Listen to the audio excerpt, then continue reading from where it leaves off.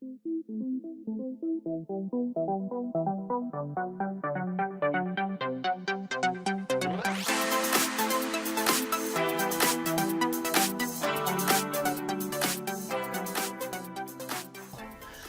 you so much. Thank you. And that goes back to them. Okay, so I'm starting this. Yay, we got the city of Spokane. And we have Mike Fagan with us tonight. He has a lot of important things to tell us. And he does have to be to Northtown at 7 o'clock. So that's why we've sort of changed things around. And yeah. And so, as you all know, he's our favorite city councilman.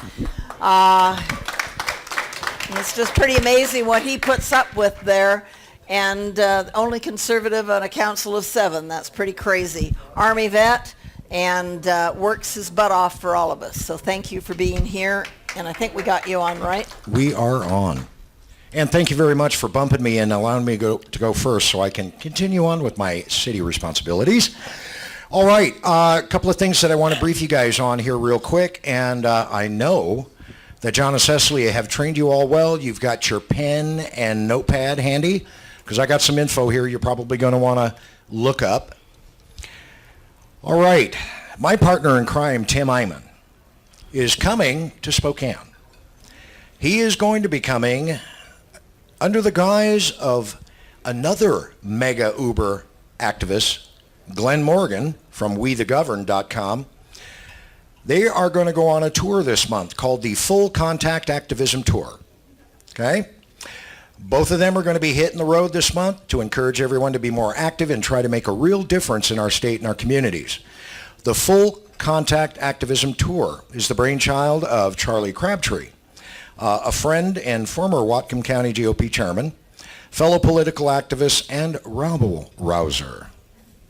His organization, The Fourth Corner, is sponsoring these free events, and there's going to be 8 stops in Washington State. Spokane is stop number 8. We are the last in line. And if you'd like to go ahead and get some additional information, please feel free to log on to www.thefourthcorner.com.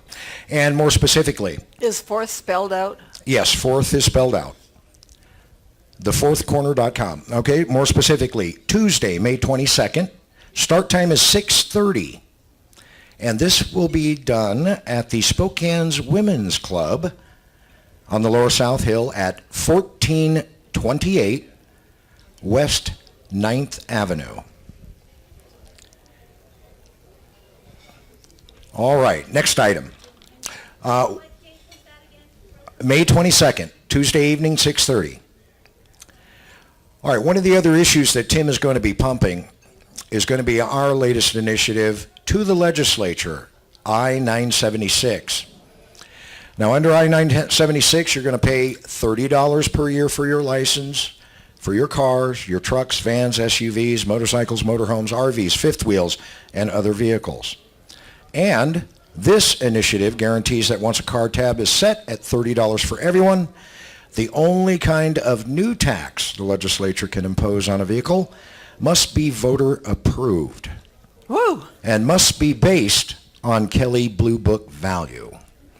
In other words, they'll only be able to tax our vehicles at what they're actually worth, and only with voters' permission.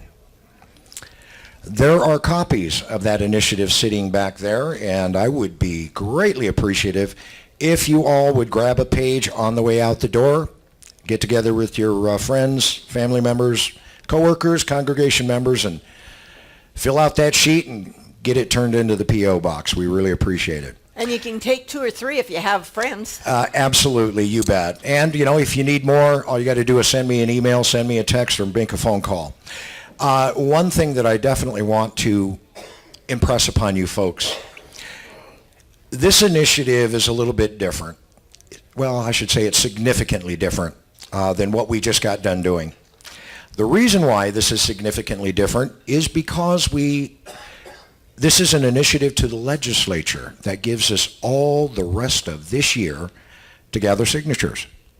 And the biggest difference between now and the previous $30 tabs that we just got done doing is we started this campaign with $500,000 in the bank. Whoa. So we have got paid signature gatherers on the ground.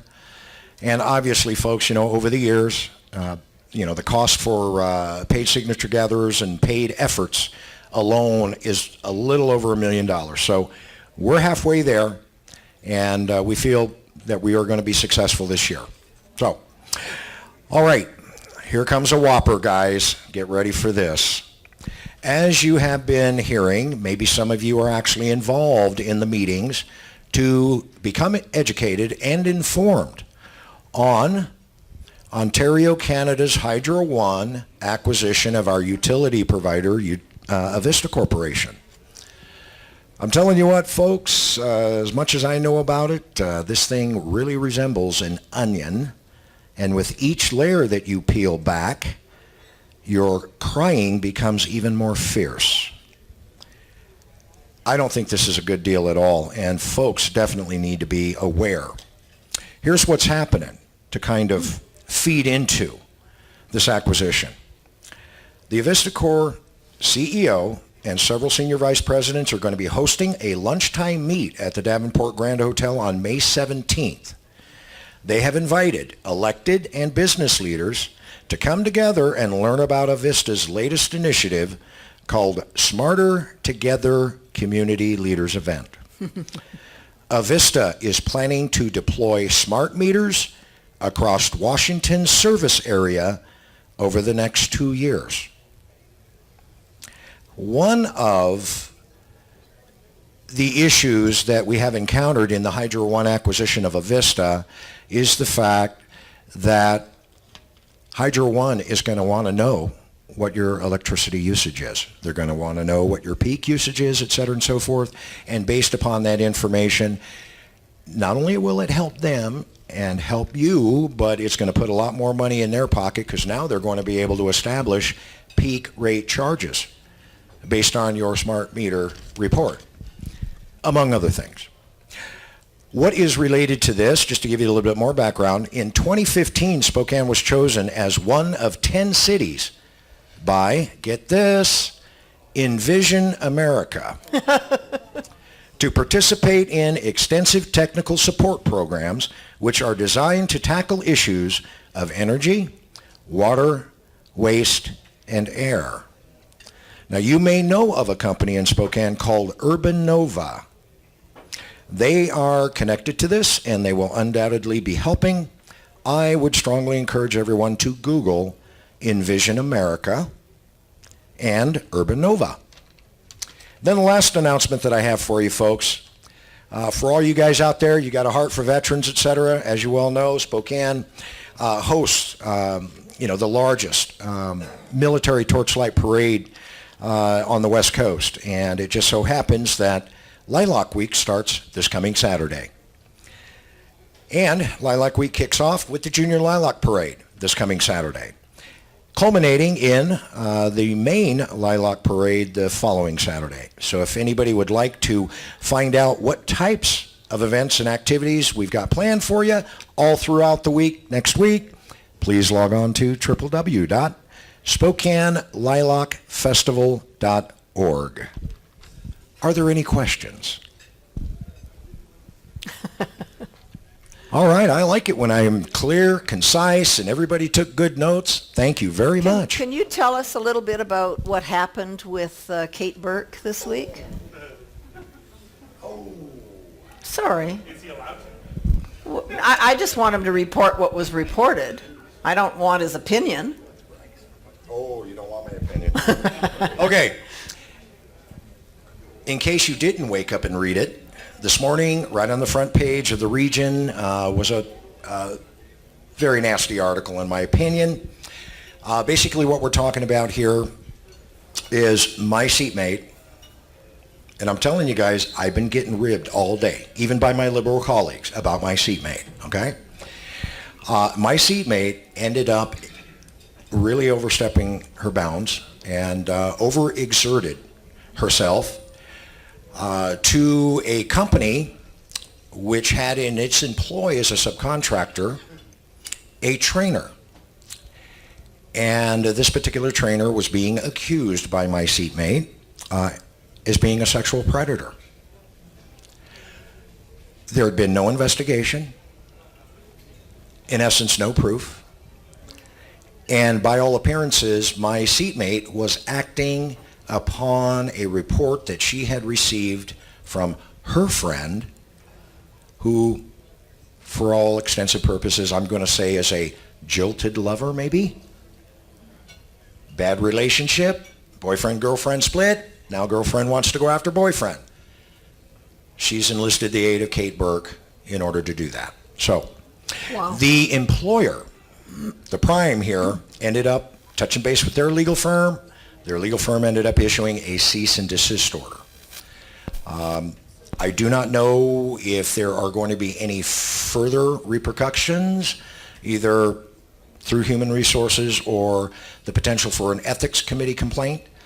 But I can tell you, this one screams of ethics committee complaint on multiple fronts. Conflict of interest, just overstepping authorities, issuing threats of actually pulling grant money, supporting this organization, if that organization didn't fire their subcontractor. This kind of thing. I'm telling you, it's pretty ugly, pretty ugly. So, like I said. Well, and the reason I asked Mike to say something is because I've really tried to train this group that we don't subscribe to the Spokesman Review because we know they don't really report true news. So many of the people who hadn't seen this. So that's the only reason I wanted you to say something about it, to bring them up to date. Well, I appreciate that much, and thank you so very much for adjusting your schedule to match mine. Yes, sir. And once again, folks, I've got initiatives back on the back table there. Please grab them. All right? If not, www.voterswantmorechoices.com, and you can download a PDF there. Thank you. We have a question. One question? Where's the question go?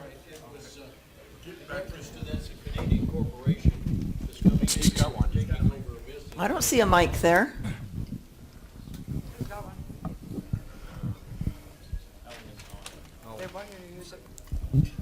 Mike, that's a Canadian corporation that's coming in here to work with the Vista, is that correct? And it's all of solar and wind type power, is that?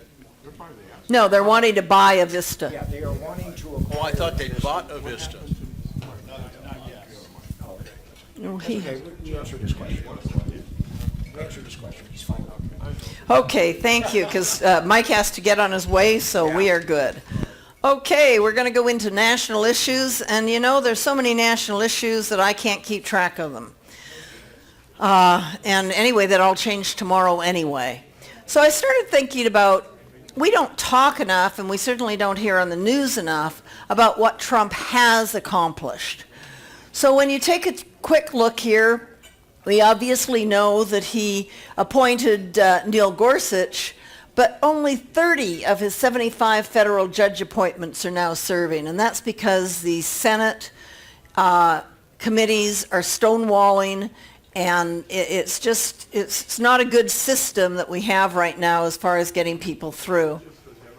He did reinstate the Mexico City policy that blocked foreign aid from being used for abortions. I'm not sure how they track that, but they're not supposed to. I loved his, if you're going to issue a new regulation that you're going to kill two, well, right now we're 16-1, and it's really showing up in our economy as far as just things being easier to get done and pass through. The tax cut is really starting to show. I believe the Republicans need to message that far better because a lot of people don't really recognize that it's benefited them because they keep hearing that the top 1% got more benefit than the bottom 1%. But if you look at percentages, of course they would. I mean, you're going, hello. The Obamacare thing, it's an incremental thing, but by repealing that individual mandate is huge. And that was a nasty penalty on people that couldn't afford insurance. And so they went without insurance. But then when they go to pay their taxes, I believe they waived it last year. So under, the holdover from Obama, they didn't impose it, but when Obama left, it was to be imposed. And so I think Brian here can tell you, who was preparing taxes for people, it was pretty darn nasty what people were getting slammed with for not having insurance. We got out of the Paris Climate Agreement, which was a good thing. Our EPA regulations are really an area that we're seeing so much benefit as far as landowners and things go. Obviously, we've opened up our sources of energy, making the United States energy independent, and actually independent to a point where we can export. And the Department of Education order was revoked that public schools allowed gender-confused males to access girls' restrooms and locker rooms, which was probably good because they wouldn't know what they are from one day to another anyway. Restored the freedom of military chaplains to espouse biblical morality and essentially reversing Obama's transgender military policy. Enforced First Amendment protections for religious liberty. Rebuilt the nation's military, and obviously we had to pay a price for that one with the $1.3 trillion omnibus. But hey, our military has been deprived for a darn long time, and when you have more deaths in our military from military accidents from poor equipment versus any conflicts that we're in, there's something wrong. And face down North Korea's little rocket man. I thought that was just great. And remember when the news media went crazy when he called him little rocket man? I mean, you knew that was going to start a war immediately, right? And look where we are today. Pretty incredible. We have something on the screen. Impose more sanctions on Venezuela's socialist dictatorship. I'm not sure when that country is going to fall totally apart. Recognize Jerusalem as Israel's capital, and they actually started putting up the signage and things this past week. And he's working with the Central American nations to crack down on MS-13 gangs.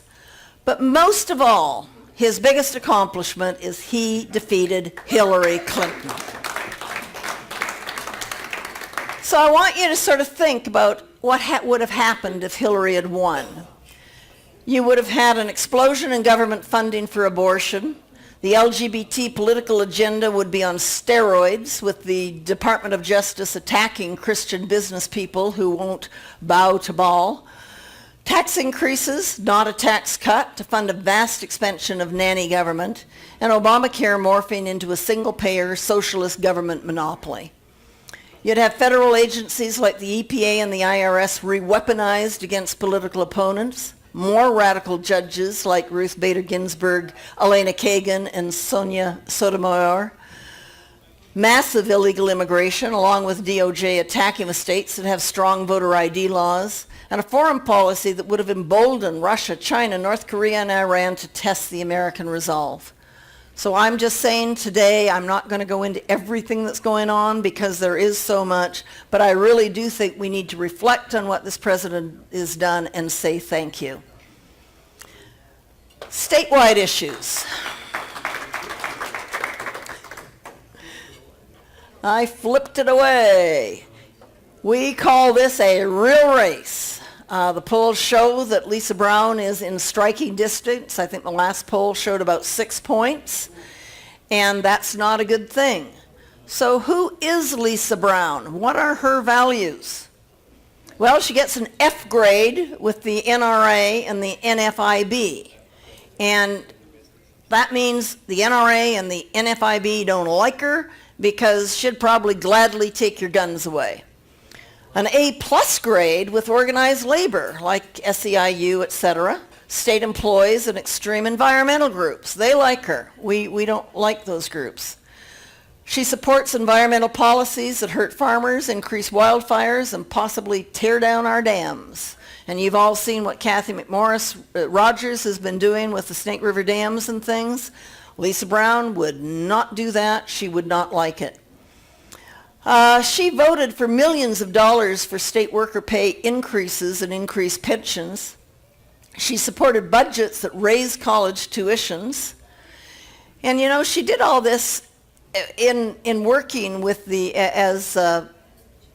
state senator, and so we got the budgets raised, we got more in pensions, we got more in tuitions, and then she goes to work for WSU as one of the highest paid employees of the state of Washington. I'm not against people making a lot of money. I don't think any Republican should be against anybody making money, but not at the expense of taxpayers, especially when you spelled it all out and planned it first. And she supported Planned Parenthood sex education type programs to be taught in schools. So I just say that Lisa Brown does not have our values. So where is she on taxes? As State Senate Majority Leader, she supported increased income tax, sales tax, small business taxes, motor vehicle taxes, more taxes on gas, water, and death. We enjoy being one of the states that don't have a state income tax. We know the Democrats are trying every which way, but I don't know they're trying every which way to increase figure out how to impose a state income tax. And then you look at, just like why was Mike here talking about the tabs? How many times have we passed a $30 license tab? How many times have we voted for a 2/3 majority required in order for Olympia to be able to raise our taxes, and they finagle ways around it continually? How many of you here in this room pay $30 for your tabs? Not me. None of you. I mean, that's how it goes.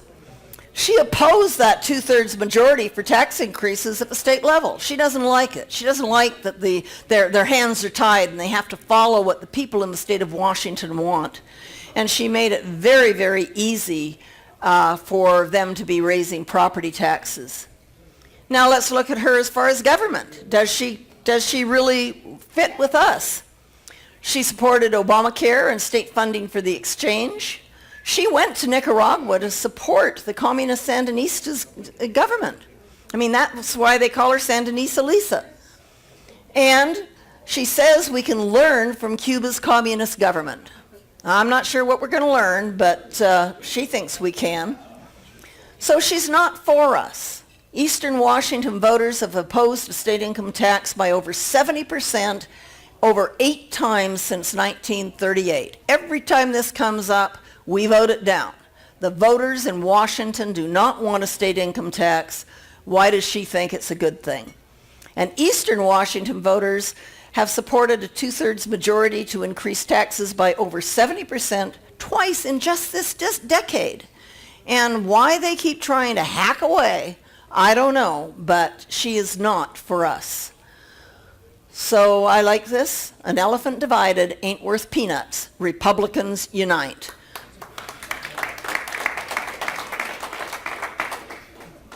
It is very, very important that we increase our voter turnout, that we support our Republicans, Kathy McMorris Rogers, all of our seated, elected people. We have representatives, and obviously all the representatives are running again. We have a change in the 6th where Jeff Holy is going to run for Michael Baumgartner's seat, and Michael Baumgartner is running for treasurer, and so we have an empty representative seat that Holy would have held, and Jenny Graham is the person that we really feel will be best for that position. So that's a little change in the whole thing. I thought this was very interesting. Phoenix Hanks is a student in Medical Lake, and there were 25 people nationwide that were awarded this award. You can see James Lofton there, an NFL wide receiver, Hall of Famer, giving him this. It's an athletics and scholarship, student type award. And I think being one of 25 in the entire nation, hats off to Phoenix Hanks. Pretty darn cool. So, this is a slide that I should have taken out. What it was, I mean, honestly, it was part of my City of Spokane thing if Mike hadn't been able to make it. And these are things that are going on in the city of Seattle. And what we have, unfortunately, with one conservative and 6 non-conservatives on the city council, and we have a city council that seems to think they're a mini Seattle. And anything that Seattle does, they think is a good idea, and they should bring it here to Spokane. So when you look at the, the minimum wage law, we know that already passed. Gun taxes, Seattle has ammunition taxes as well as gun taxes. An income tax on the wealthy, Seattle passed that. It is being challenged as far as being not lawful, but it is happening. That hourly tax on hours worked by employees to provide housing for the homeless, that was the big hoo-ha this last week with Amazon saying, hey, we're not going to, finish construction, and we're not going to put these people working in downtown Seattle if you're going to be taxing us that amount of money for every hour that our employees work. I mean, it came to a tremendous amount of money. You talk about shooting businesses down and not wanting to do business in your city, that's what they're doing. And we have a city council that thinks, oh, Seattle did it, we should do it. So that's what that slide was about. Spokane Valley, I don't see a representative here to talk about Spokane Valley tonight. Anybody? Nope. So we'll pass Spokane Valley and we'll go into upcoming events. Not nearly as many this month as there has been in the past couple. We're slowing down on the fundraisers and things that way, which is probably good. Ponderosa Republican women normally meet at the River Inn on Division, and this month is different.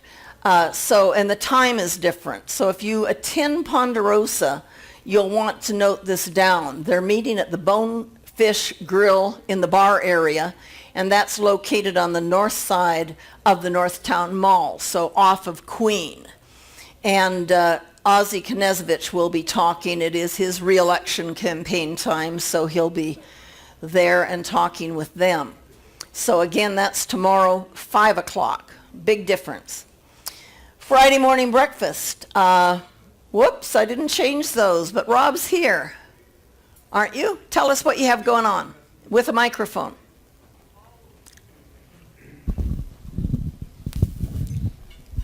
Let's see, tomorrow we have, I think his name's Don Turner, and he's going to speak about the Article 5 convention, and he's studied up on it, and I think he spoke at Ponderosa Women, and some people were pretty impressed with his take on it. And then the following week I got a guy named David Wallace, who started out in the civil rights movement in 1964 with Martin Luther King and those guys, but he's kind of a recovering activist now and a historian, and he's a prayer warrior now too. So then, sometimes I think we have run out of people. All of a sudden, 3 or 4 that are great speakers come to us. So it's always interesting. We meet at the Someplace Else Deli on 2nd and Sherman every Friday morning at 7 o'clock. So, except for Christmas, I think. So, anyway, I'll turn it back over to you, Cecily. Great, thank you. Sorry about the slide. I just missed that one. There is a community rail briefing. I have flyers of that on the back table. They'll be meeting down at Greater Spokane Incorporated, 11:30, presentations at noon to 1. They provide lunch, and I attended one of the last ones they did. I got to tell you, the food's good. You really learn a lot about the rail industry and how important it is to our region in the Pacific Northwest. So if you can attend that, I would highly, highly recommend it, even though it's downtown, impossible to drive through around the construction. There's no parking and the roads are horrible. But anyway, that's where it is. And then again on rail, and this is all about the Sandpoint Connector Rail Bridge. And so they're having 2 public hearings up there. Not sure how many of you were impacted or how many of you are into rail in the Pacific Northwest, but again, those are informational meetings that would be good to attend if you want to learn more. And then the Republicans of Spokane County meet on Monday, the 21st of May, back at their normal meeting place, and they are having you meet the district judges, and the district judges that I have up there right now are the ones that have currently confirmed that they will be there. So, we always overlook the judges. And they are so, I think they're getting to be more important than our legislators almost, because they seem to be legislating from the bench. And we had such an opportunity last election to really impact the Supreme Court of the state of Washington, and didn't do it. We put the same people back in there, and those are the Hearst decision kind of people. So very, very important to attend this and learn about the judges. Microphone for Mr. Haskell, County Deputy Prosecutor Larry Haskell. Thank you. I just wanted to point out, I know, as Cecily said, judges are kind of behind the scenes, behind the black robe, but just to give you a little bit of an update. So Patrick Johnson is out of my office, and he's running against Lyndon Smithson. And so far, Fassbender, Wilson, and Dick Leland are unopposed. Just so you know at this point. Thank you. We know Dick Lee. So we scratch Lyndon Smithson. So, yeah, Patrick was a Republican PCO, I know. And it is hard because they say they're, quote, nonpartisan, but, you know, we all want to know anyway, so it makes a difference. And then, guys, and I really screwed up. I had cards here for this. The Lincoln Day dinner for the Spokane County GOP is on June 2nd. So we don't have another one of these meetings between now and June 2nd. I think most of you know here that I was elected the chair for the Spokane County GOP. And I also want you to know that some people don't think that the Grassroots people support the Spokane County GOP. Now, I was going to bring you cards so you could know where to go to sign up for this, but I would really, how many of you have already registered and paid your meals? Okay, the rest of you, I really need your support. I need your commitment that you will do the same. I need you guys to be there in force and to show that we're part of the Republican Party. And I don't know how to more bluntly put that. So if you guys will attend Lincoln Day, would you please let me know by raising your hands? That's quite a few of you. I appreciate it. Bring your friends. Let's fill that room, and let's really get Spokane moving, because this year, other than the operating budget for the Spokane County GOP, those funds are going to our Republican candidates to win these races. And so we need your support. And I do have to tell you, you know, the tickets are $80, but by the time you add the meal, the service charge, and the tax, the contribution to the Spokane County GOP is $30. So it's not that big a deal. So if you can't attend, would you please just contribute $50 and say it's good, okay? But I'm counting on all of you to really support us this year, because we're going to march forward. We are going to win every one of our Republican races with a huge margin. Okay, we do have a fundraiser coming up. Mike Voles and Jenny Graham in the 6th District, the two representatives, have their kickoff and campaign kickoff and fundraiser. That'll be June 6th. At 5:30 at the Onion on North Spokane across from Costco. So again, that's before our next meeting, so jot it down, June 6th, and I think you'll enjoy both of them very much. Okay, we are to the point where usually we sort of scrounge around and try to figure out what's going on in Spokane County and report some of it, not all of it, and the whole thing. And I am just absolutely delighted tonight to have Josh here. And you know what's really funny about this is I sort of had Josh scheduled to be here and talk to us in February.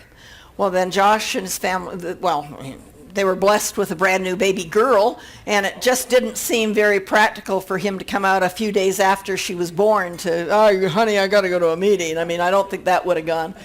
And so that was February. And then March, he had another commitment, didn't work, and April didn't work. This month worked, but I got to tell you, my schedule's filled up so much, I was so glad that he could come, so I didn't have to put a whole ton of work into anything this month. So this is great. We have Josh here, and I've got to say, he is just a breath of fresh air. And so I will have him come up and take over the program. We'll do open mic after, where the candidates can talk and tell us who they are and why we should vote for them, and tell other people to vote for them and things. And any other comments that anybody in the room has, that's what open mic is for. So Josh, welcome.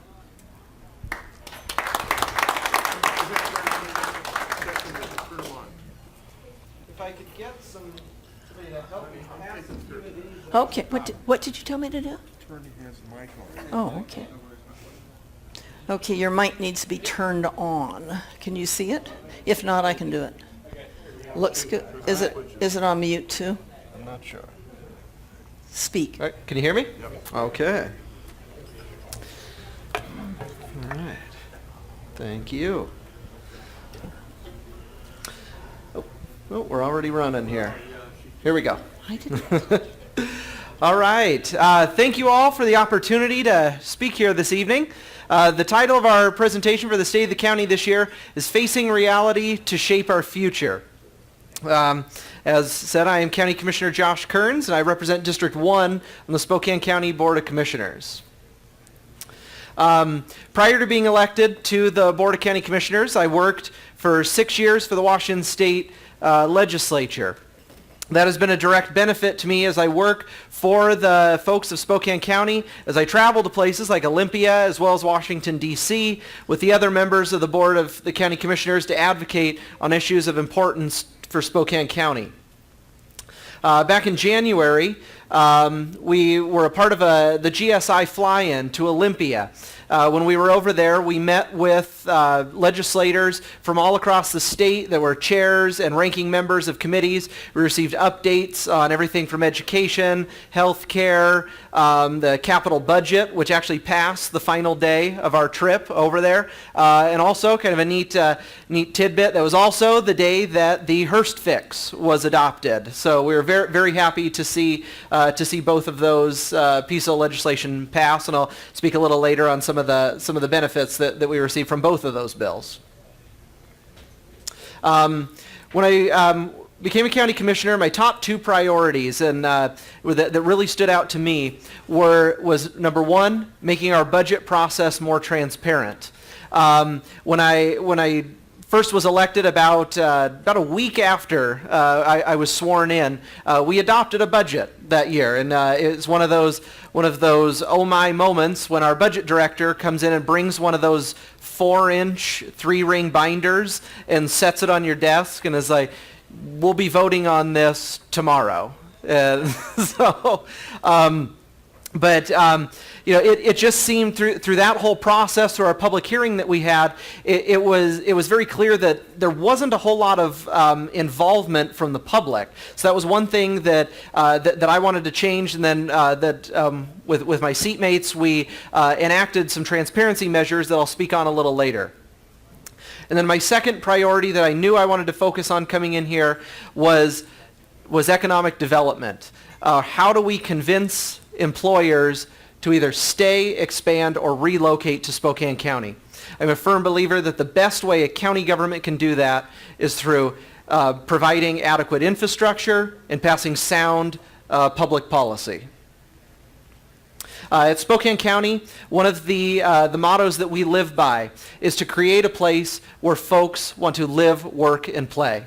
And we have some amazing public servants that live by that motto every single day. But we must go further. We must get to a point where it's not only a place where folks want to live, work, and play, but a place where folks can thrive, build a career, and grow a healthy family.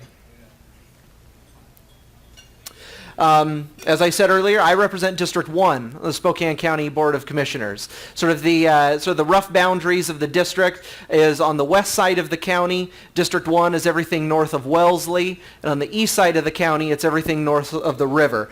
School districts include all or parts of Meade School District, Riverside, West Valley, Spokane Public Schools. Then here's some maps to kind of better illustrate kind of what the actual boundaries are, as well as District 2 and District 3. Here's District 1, and here's sort of a graphic that I think is really good, because there's a lot of folks that live in cities that don't quite know what county commissioner boundary they live in. Spokane County had a tremendous year in 2017.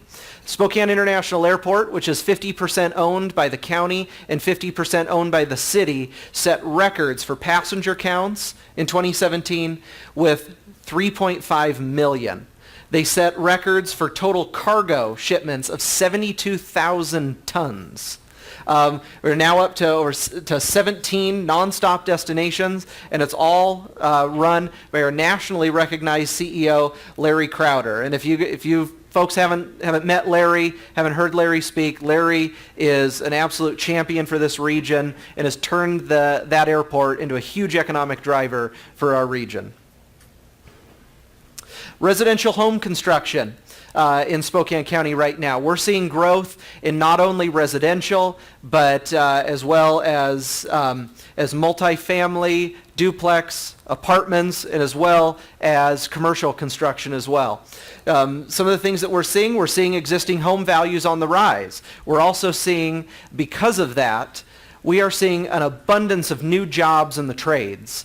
We continually hear from folks in the building industry how there's a lack of skilled workforce for the construction industry, but we have some great organizations like the Spokane Home Builders Association, AGC, ABC, all out there working, building that workforce through apprenticeship programs and direct recruitment. And then there was also, about 2 months ago, a survey release that ranked Spokane the top U.S. housing market to watch. So the residential housing market is certainly on the rise right now. Any of you who are either selling a home or buying a home are certainly aware of that.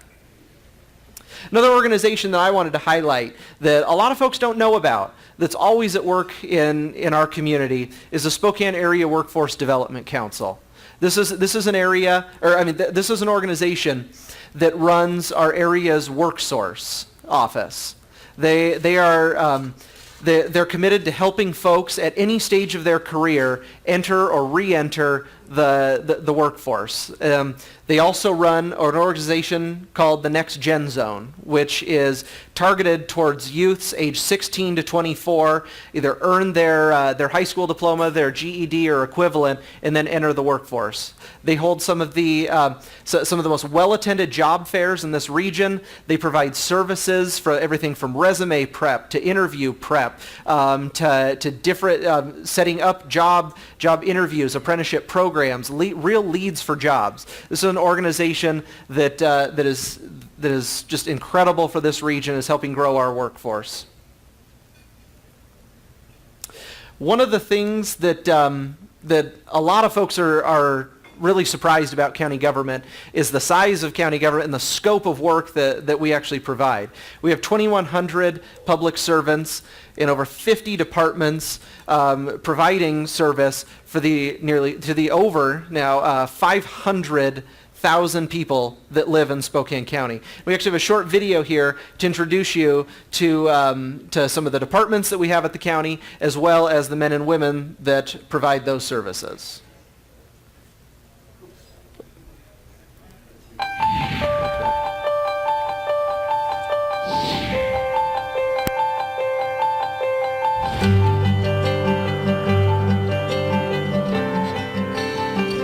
I have the honor of working with over 2,000 very dedicated employees, providing over 50 services to the citizens of Spokane. Our vision is to become the state's flagship government agency. Services to the citizens of Spokane, everything from road maintenance to the courts to facilities. We provide law enforcement services, the whole criminal justice, from prosecuting attorneys to public defense to detention services. We have building and planning through our other elected officials other than Board of County Commissioners. We have the Treasurer Department, which is the county's bank. We have the assessor that does the assessment of all the properties. We have an auditor that is responsible for motor vehicles and the auditing functions for the county. We have parks and recreation and golf courses.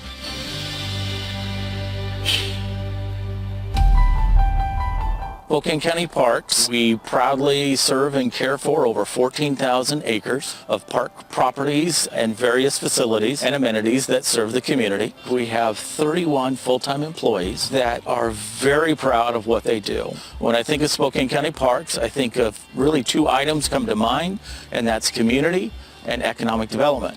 In terms of services, we provide aquatic facilities, championship 18-hole golf, 3 different courses. We have our Conservation Futures program. We have your traditional parks. We offer several recreation programs, adult leagues, and we accommodate many large events throughout the park system. We have a tremendous amount of successful partnerships to help market our community, to get the word out. Folks want to know, businesses want to know what facilities and amenities related to recreation, whether it's programming or wandering on your own, what is available to do.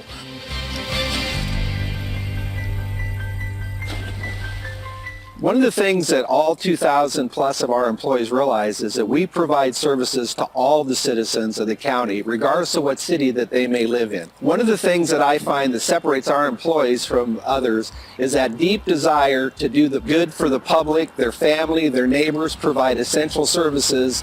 And I think there's something special in people that choose public service, and I'm very proud to work with all the employees here.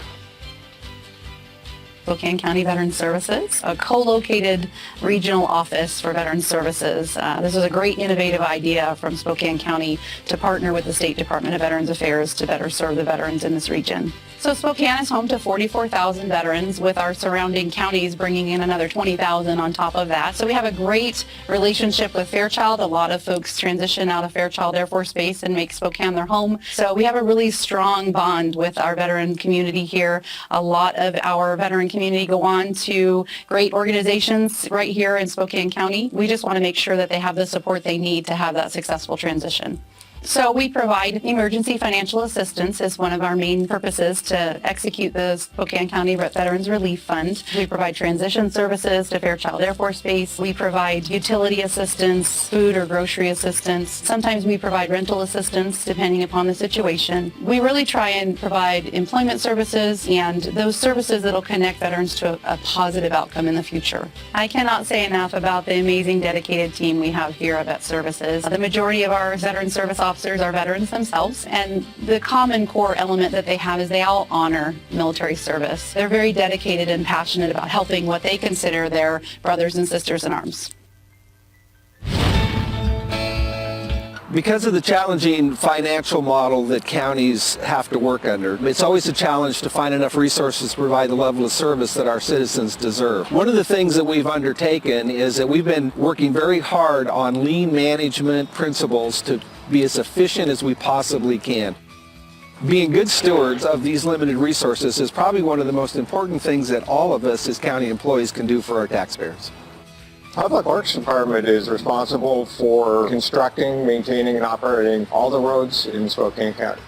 We maintain over 2,500 miles of roadway, 166 bridges, over 10,000 drainage structures. We have a fleet of trucks and graders, sweepers, all kinds of heavy road maintenance equipment that goes out, and we do snow removal, we do sweeping on roads. We have a separate fleet that helps us maintain the traffic signals and signs. We have 120 employees in our maintenance section that are dedicated to just getting people home safely, getting business and transportation and freight where it needs to go, and just making it a safer place to live. Truly a unique place to work.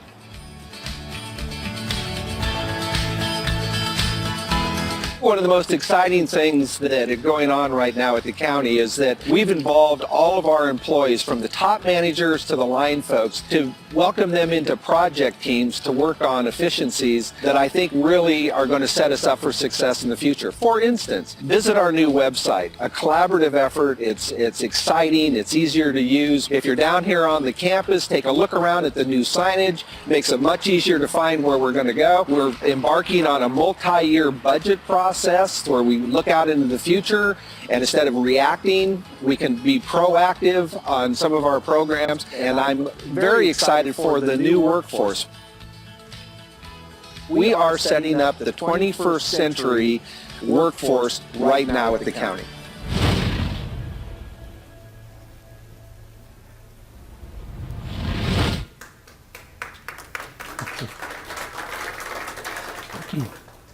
All right. So, as chair of the board of county commissioners, I sit on over 20 other boards and commissions throughout our community. It ranges everything from I'm on the STA board, Spokane Area Workforce Development Board. As chair, I'm on the GSI board. I also on the Spokane Regional Health District Board of Directors, as well as things like the Solid Waste Advisory Committee. So, yeah. So, but one of the most important jobs that the county commissioners have is leading all of those 2,100 employees to provide a cost-efficient and effective government. And so I wanted to get into a little bit, before I get into where we're headed, I want to explain our 2018 budget writing process that we went through last year. So one of the things that we were faced with was a roughly $9 million shortfall. And the most common question we got was, how did you guys get here? But sort of the dose of reality facing all counties across the state is that counties do operate on a broken business model. Spokane County in particular has been hit hard in recent years, feeling the impacts of unfunded state mandates, the annexations that happened years ago, the impact that those are still having, and rise in expenses, and of course, still trying to catch up from the major impacts that we had from the Great Recession. But the thing is, I'm not here to talk about that, because I'm sure you guys have all heard that before. You know all this. What I'm focused on is, how do we live within the financial reality that we're faced with today? To start our 2018 budget, our first attempt was, we thought, you know what, we're going to put this out to the citizens, and we're going to propose a levy lid lift. It was shortly after putting this on, we found out what the impact was from the McCleary decision that came out of Olympia. The reason we put this on the ballot was we wanted an unbiased answer from the voters, what level of government you want, and how do you want to pay for it.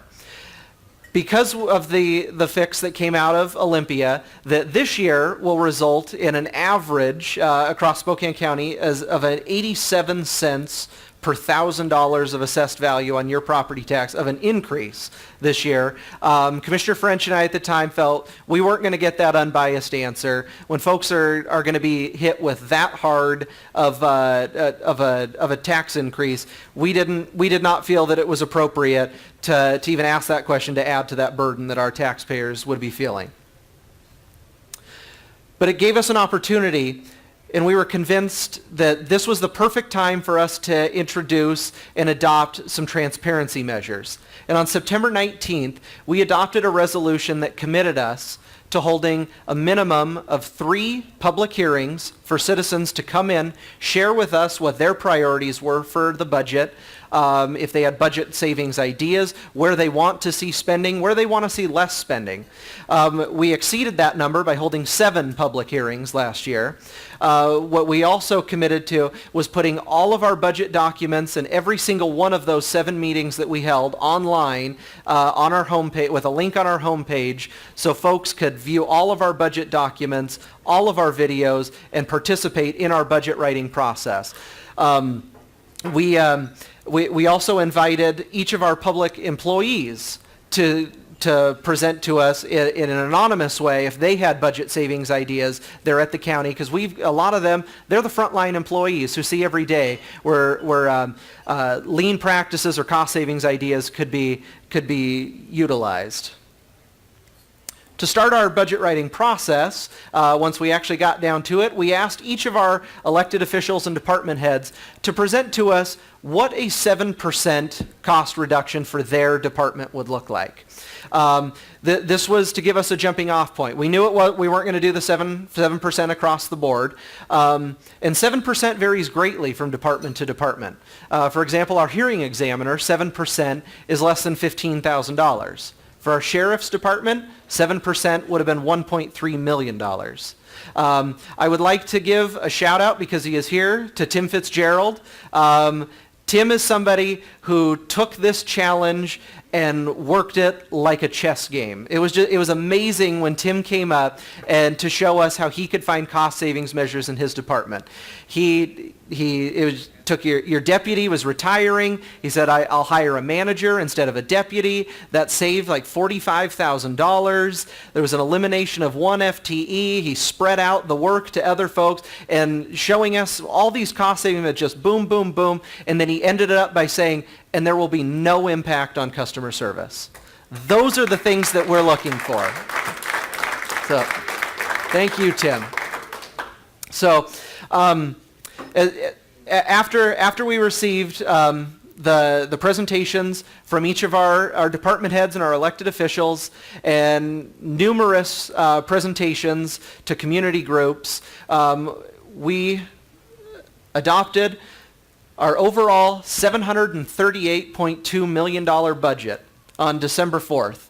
This is everything from our special revenue funds, our enterprise funds, internal service funds, and our debt service funds. But I want to highlight our general fund, $171 million. The general fund is where the bulk of our attention was spent. And the reason for that is because the general fund, this is where our public safety is from. This is our sheriff, this is our prosecutor, our clerk's office, this is our general government, everything from our auditor, our assessor, our treasurer, the commissioner's office, as well as our parks and recreation. I will direct your attention, because I'm going to click through these slides fast here, but if the document that you have on your tables in front of you has each of these graphs in here, also allows you to see each of these departments that are highlighted, how much money is spent on each of those individual departments, as well as FTEs in each of those departments. And the reason why we focused, besides the what is funded out of the general fund, but also the general fund is what is most impacted by the health of our economy, as well as legislation and policy that comes out of both the state and federal level.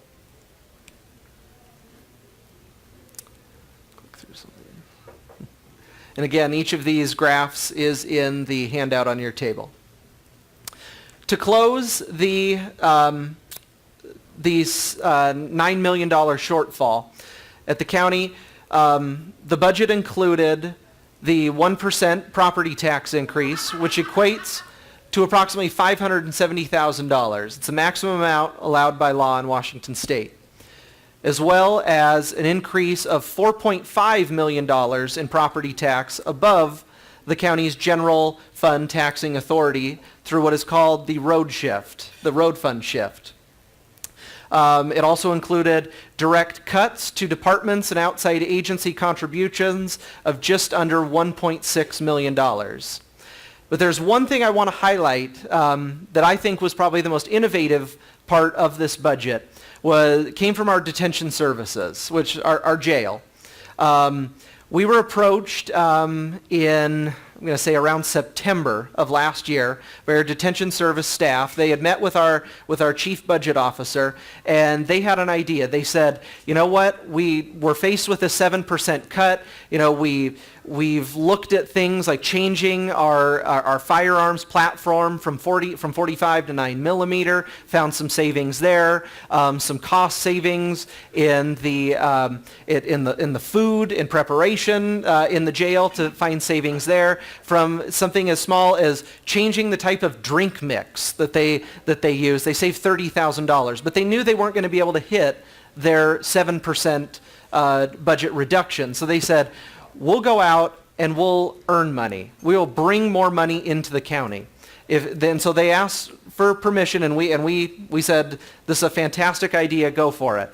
They said, if you give us 3 more jailers, we can dedicate 1/2 of a floor in the jail to U.S. Marshal prisoners. U.S. Marshal prisoners are the folks, those are the ones in federal custody.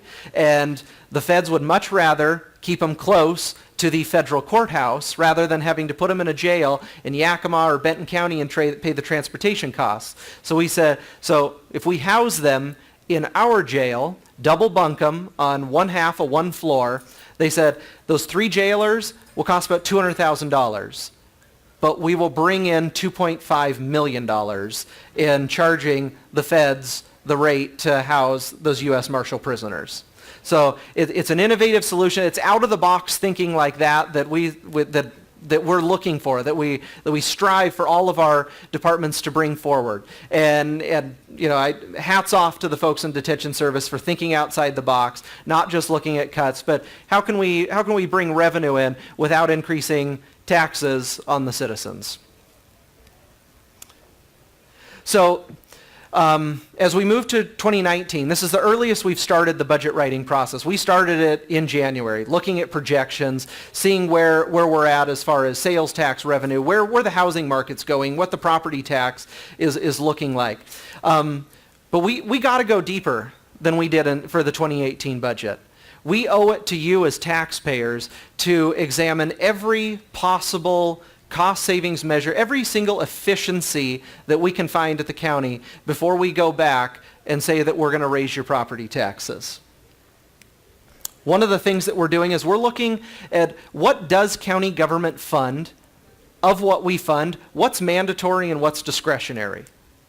Because at Spokane County, we should not be funding things that are funded somewhere else. We shouldn't be funding duplicative services. We need to be looking at this like any family would, like any business would. Separate the must-dos from the nice-to-dos and operate in a realistic budget in the reality that we're faced with today. County governments are not flush with cash, and we need to understand that, and we need to be honest with the public about it. But there are some amazing things on the horizon coming up for Spokane County. In just a couple months, we're going to have a Costco on North Newport Highway. Yeah, Tim gets it. Tim lives up there too. Costco is going to act as a major retailer anchor for unincorporated county. One thing that every business wants is to be located next to a Costco.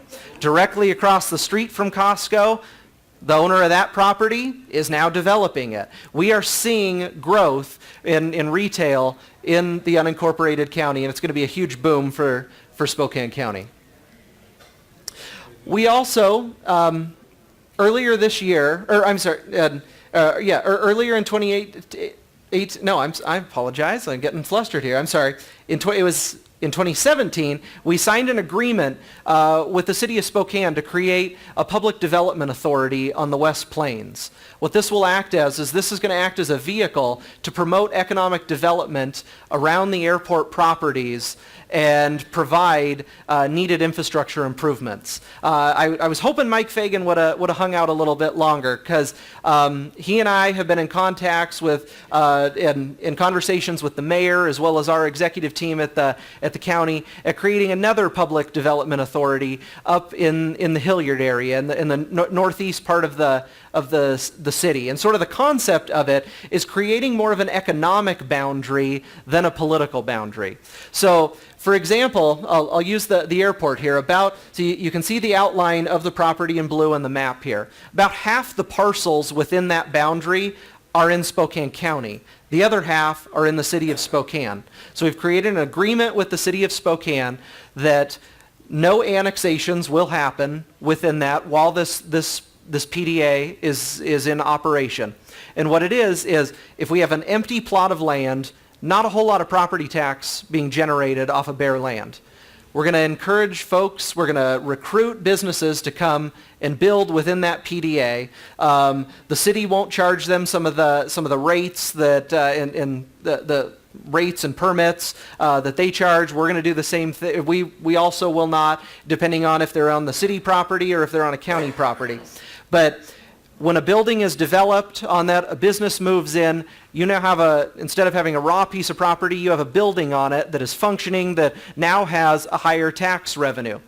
What that property tax value is, 25% of it will go back to whatever municipality that parcel is located in. The other 75% of that new property tax value will go into infrastructure improvements within the boundaries of the PDA to recruit more businesses to come in and operate within that boundary. Whether it's a road improvement, an infrastructure hookup. I mean, it's a way to really start rolling over the success to try to bring in more businesses and create more economic growth within that boundary.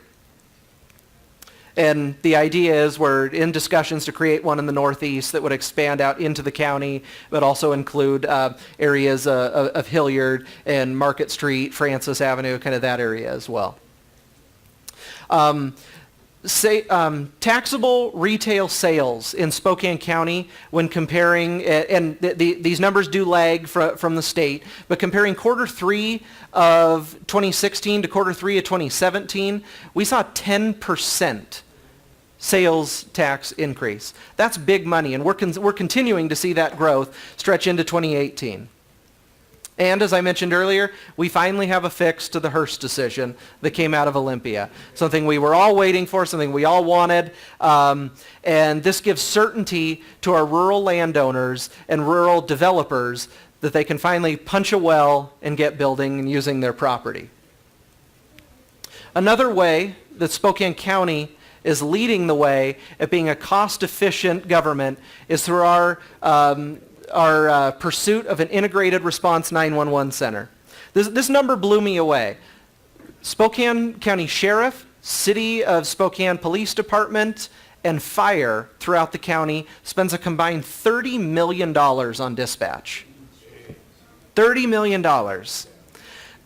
We have had leaders from the county and the city visit multiple integrated response 911 centers across the state, and we're convinced if we can replicate that model here, we can find millions of dollars of cost savings if we integrate all of those agencies into one and do the dispatch together.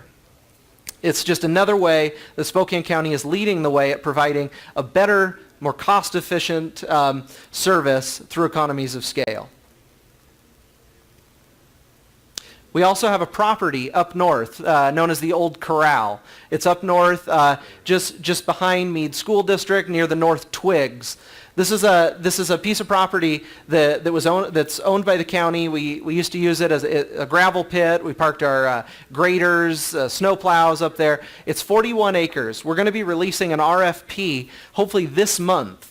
And what we're looking for is a mixed-use land development up there that'll include everything from retail to office space to residential to really spur not only property tax growth, but as well as retail sales growth as well. There's some photos of the property. We also have a major road construction project on Bigelow Gulch that's slated to be completed in 2022. This is a project that will not only remedy safety concerns, but will improve what has become a major freight corridor for our region. And then got some photos here, some aerial photos. There's going to be a big interchange right there at Bigelow and Forker. And Wells, we had a groundbreaking event there back in March. You can see some familiar faces there from the legislature that were there in support as well. Another thing that we did a couple months back was we launched a new Spokane County on-the-go mobile app.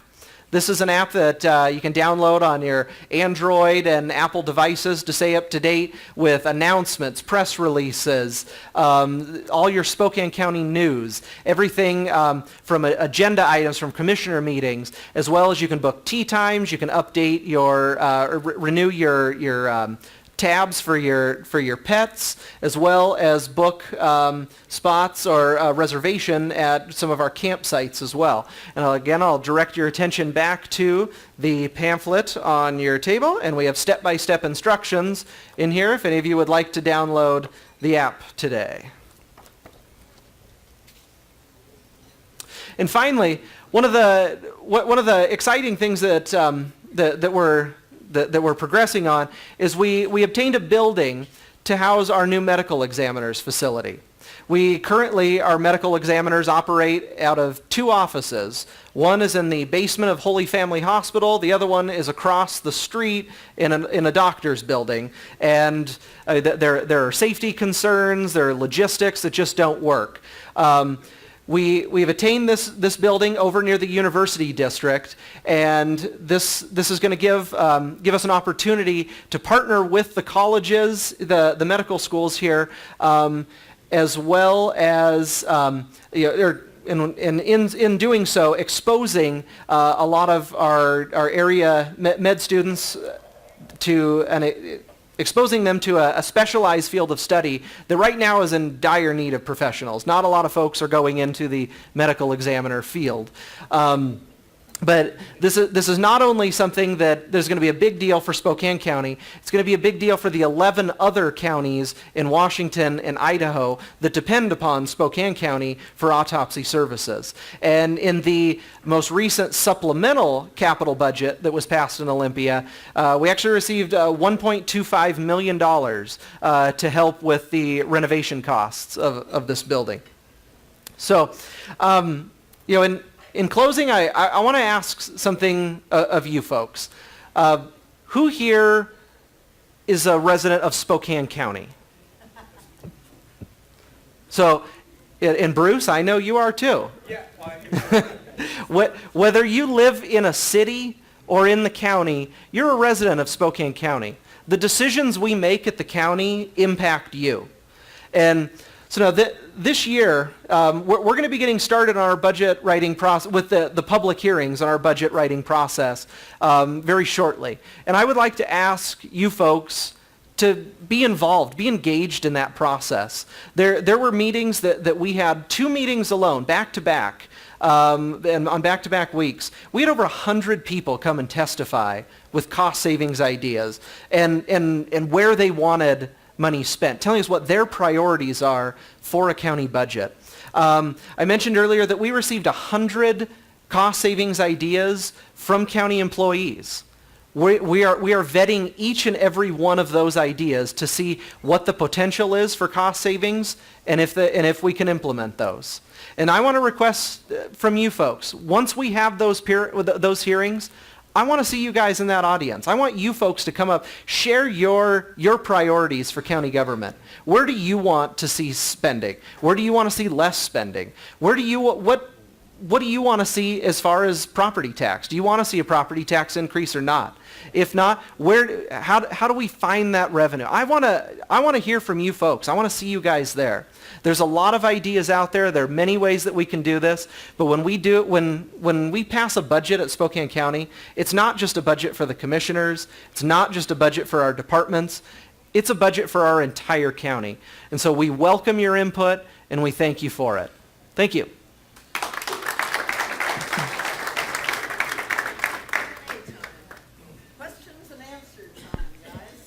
We got microphones, and I know Josh is here to answer your questions, and so it's really the time to do that and to get your ideas forward. So go for it.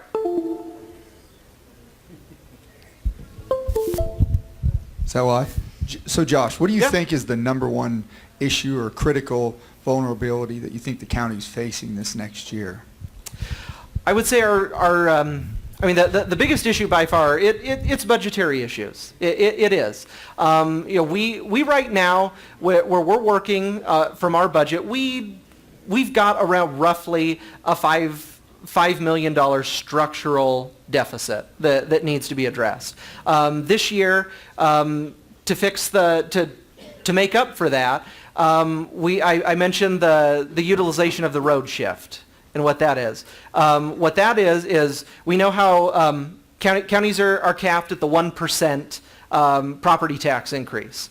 You can do 1% on conservation futures, which is very low, very low amount. It was about $18,000. 1% on our general fund, and that was $570,000. And then you can do 1% for roads. Spokane County traditionally has never utilized that 1% for roads. So every year you don't take the 1% for roads. The next year you could take 2. We haven't taken 2, rolls over into the third year, we have 3. If you don't take it there, rolls over into the fourth year, you could take 4, and so on. So Spokane County has not utilized that 1% for roads. So there's a mechanism that's allowed in Washington State, is you can take that banked capacity, that a percentage, and you can move it over to the general fund and then utilize that property tax increase there. And that's what we did this year to the tune of $4.5 million. And then the kicker to that whole thing that is honestly surprising to me is you don't lose that banked capacity in roads. So every year you can keep bringing that over to plug up a hole. I think what we need to do is we need to tackle that $5 million structural hole, and we've got to make some tough decisions, and they're going to be difficult. But that's why we're examining what services are mandatory, what services are discretionary, because I think we need to be honest with the folks on where we are, what our financial outlook looks like, and that we've got a $5 million shortfall that we can either take care of or we can continue to use the road shift and just keep kicking that down the road. Thank you. Yeah. By using the road shift, are we then not handling our roads correctly, and is that one reason we have sort of crummy roads? No, not necessarily. I mean, essentially, when you use the road shift, so that's, kind of a better way to put it is that banked capacity for roads is increased potential for roads, and so roads has stayed even. Actually, this year through the budget, they actually ended up $1 million higher. But so what you're doing is you're not taking from roads, but you're not giving to roads either. Is So sort of the way to look at it. this money in this quote road shift that you've never used is really just imaginary money. It's not in the bank anywhere that you can write a check on. It's a taxing authority is what you're moving over Right. to the general So fund. it's really not levying the tax in the general fund. So it's a to use pretend there. shift, and it's So- not money. Okay. So it's money, but it's coming from the taxpayers in the form of a property tax increase. Yeah, I just really think that Spokane County should be able to find $570,000 somewhere in savings to one time not increase the property taxes by 1%. I strongly think that it shouldn't become habit, that we should at least once not do it. I agree with you. Say, Josh, thanks for your presentation. Yeah. And naturally, I'm looking at the costs, and I see the largest cost, of course, in the Public Safety Department there. And Yeah, about 75% of the overall budget. yes, Public I safety. see that portion there. And I've noticed that every one of those departments, at least the top 3, are always, asking for more money. And they all end up... Larry I did know not Larry's ask for here. more money. Larry didn't ask for more. Well, he's at least courteous enough not to do that. But nonetheless, they all point them and send them down to the jail portion. And I look at this counsel for the defense, and that's a minuscule amount. And what we seem to do is having a penalized or a penal society, which points so many people towards jail. And I know that there are definite criminals in this society. I mean, really know it. But we seem to stack the jails with so many people that really shouldn't be there or shouldn't be there that long. Get them out, get them productive again. And this counsel for the defense Is that your criminal defenders? No. Is that the court defenders? If you look up a couple from that, you'll see public Oh, defender. I do see public on there. defenders, and they're still light. And Larry, Tim, if you could correct me on this, the counsel of defense is if the public defender cannot handle it for one reason or another, counsel of defense will come in and handle the defense? CFD, as we call it, gets involved when there's CFD gets involved when there's more than one defendant charged in a particular case.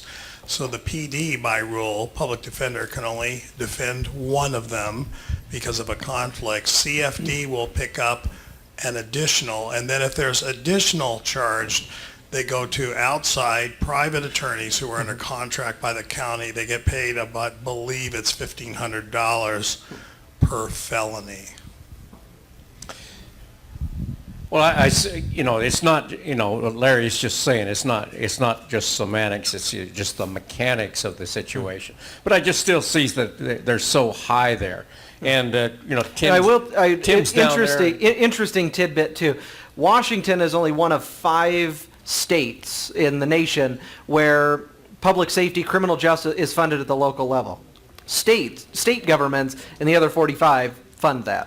So it's one of the other fun things we get to handle in Washington. Well, as you deal with the backside of taxes, the receipt of the taxes that come from the Treasurer's office, naturally I'd like to see a decrease in expenditures. Mm-hmm. And that would be the release of the burden of the taxpayers, which would free up their income for something more productive.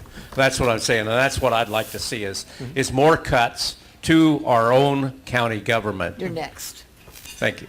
All right. And I encourage you, any of you who have ideas, and some just like that, whether you want to see a cut, whether you don't want to see a cut, I encourage you, when we have our public hearings that'll be coming up throughout the year, I encourage you to come down, and I want to hear from you folks. I want you to come down there, testify, share with the entire board what your priorities are for county government.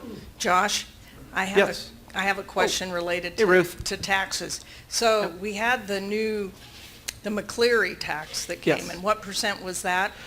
The average the way we worked out, kind of the easiest way to understand it is the school districts that represent 90% of all students in the county, the average of those around 87 cents per $1,000 of assessed value on your house this year. And that changes next year, changes the year after, up and down, depending on what school district you're in. Okay, so that was a portion. And then there was the 1% that you were allowed, and then another. Oh, yeah, but we don't get any of that McCleary money. That doesn't come to the county. I know. So what happened then when the tax bills came out, thanks to Rod Chase's office? I got a lot of phone calls at home.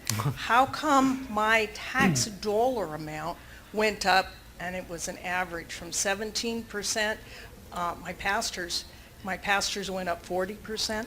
So how does that work? I think a lot of folks don't understand how you're talking. We didn't really raise taxes. No. There was some, yes. There was. But Rob has to send out a bill that's bigger, and people are looking around saying, "What happened here?" Anyway. Yeah, no. It was the McCleary, the McCleary fix. I mean, that is on your tax bill. It worse than other areas within the county. Like Airway Heights was huge. Yeah, because it all depended on the school district that you were in. I mean, because that's how the McCleary fix is. It's by school district by school district. It depends on what that new levy rate is for on your tax bill. And I'm sure Tom can weigh in a whole lot more too. Real quick. I thought he was coming. I saw this one sitting there. My name's Tom, and I work in the assessor's office. A lot of the things, Ruth, with that, of course, is that values right now are going nuts. Depending on where you are, even this year, your values are possibly for next year going to go up another 20%. When your value goes up, and that 10 blocks away, their value isn't increasing at the same as yours for whatever reason, be it, different parts of town rise and fall at different rates. Even though the McCleary decision tax bill was a flat rate, the rest of our budgets our county budgets, the city municipalities and whatnot are a budget-based system. They give us an X dollar amount and they say divide this up between the pie. The state school and the local school districts are a fixed amount per thousand. So we've got the 83 cents from the state schools. We have up to $4 a thousand for some of the local school district budgets that we've all voted in. I mean, part of this was our fault because we vote for the library districts, we vote for the fire districts, we vote for the schools because we want a good community. We're now, unfortunately this year, we're paying the price for it. And a lot of it, again, really is the fact that we've got such an escalating market with our housing prices. John? John? So, yeah, Josh has said this already a few times, but realistically, have you ever seen some of the videos that show the commissioner's main meeting room with, you know, the nice room that's all there, and you'll see them meeting, and there's like 2 people in the audience? And what kind of pressure do the commissioners get from 2 people in the audience? That's the big problem, and it's a problem for all of us because it takes time to do this kind of stuff, and it takes time to even know what's going on.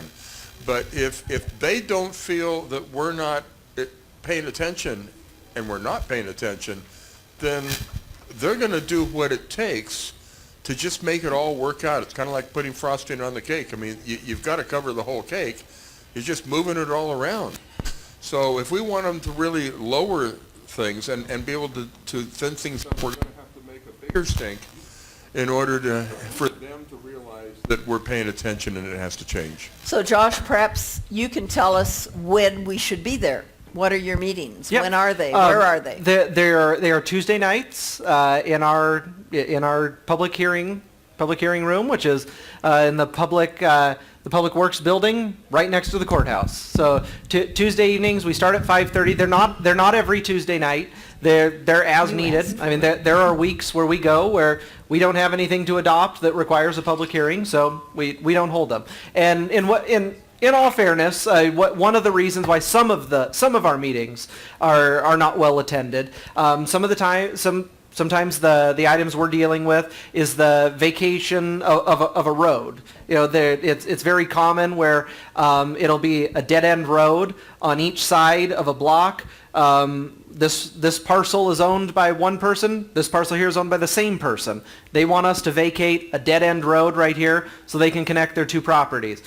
Only impacts one person. Sometimes that's the only person that's there. I mean, you know, so sometimes, you know, there wouldn't really need to be you know, if no one else is impacted by that, you know, that's probably the reason why folks aren't there.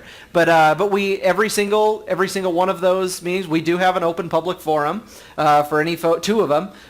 If one at the beginning, one at the end. So anybody wants to come down, talk about anything that's not on the printed agenda, everybody's more than welcome to come and participate in that.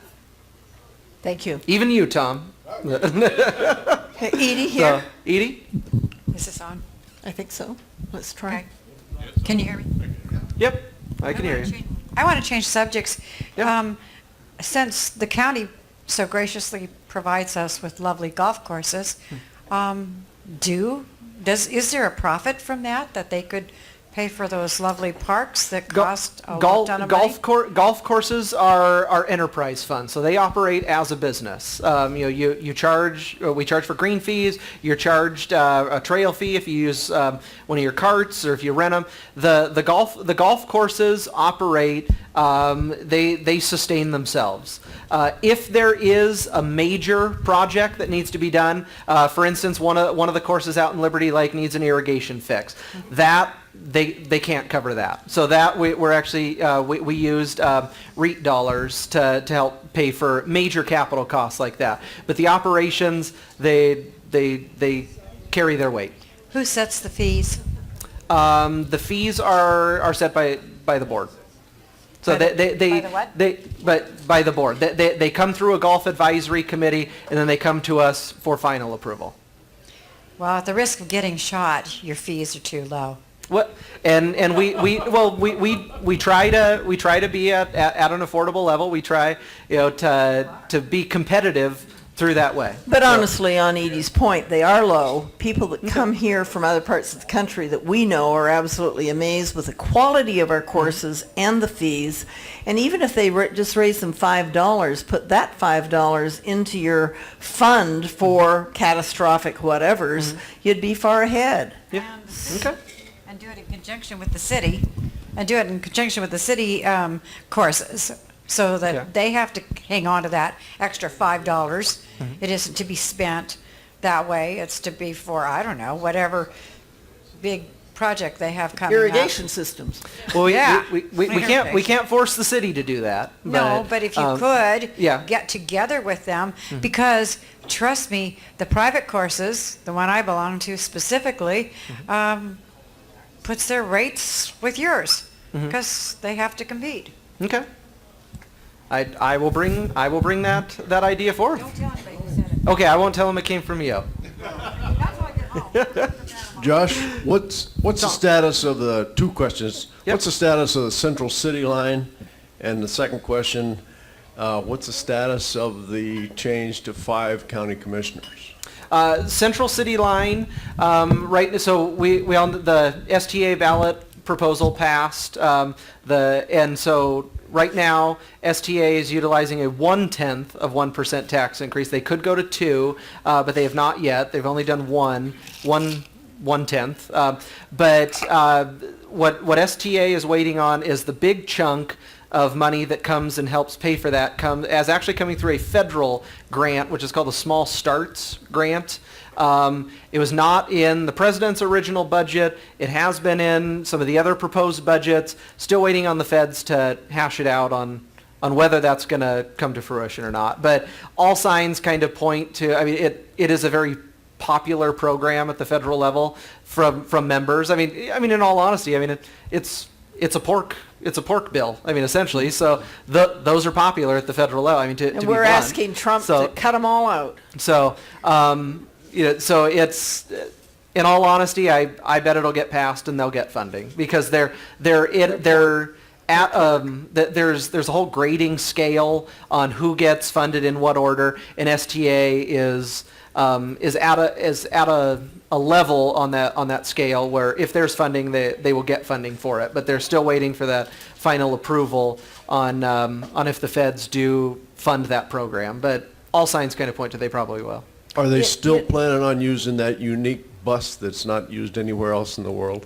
They're looking at it'll be an electric bus. Yeah, that's what I'm talking about. So, an electric bus that charges either by snagging a line at a stop or by an induction system at a stop. Yeah, no, and those were some of the early plans. No, it's going to be a bus that charges, that has enough of a charge throughout the day where it can keep on the route, and it will charge at the end of the station. Over $1 million. But that's not used bus. anywhere else in the world.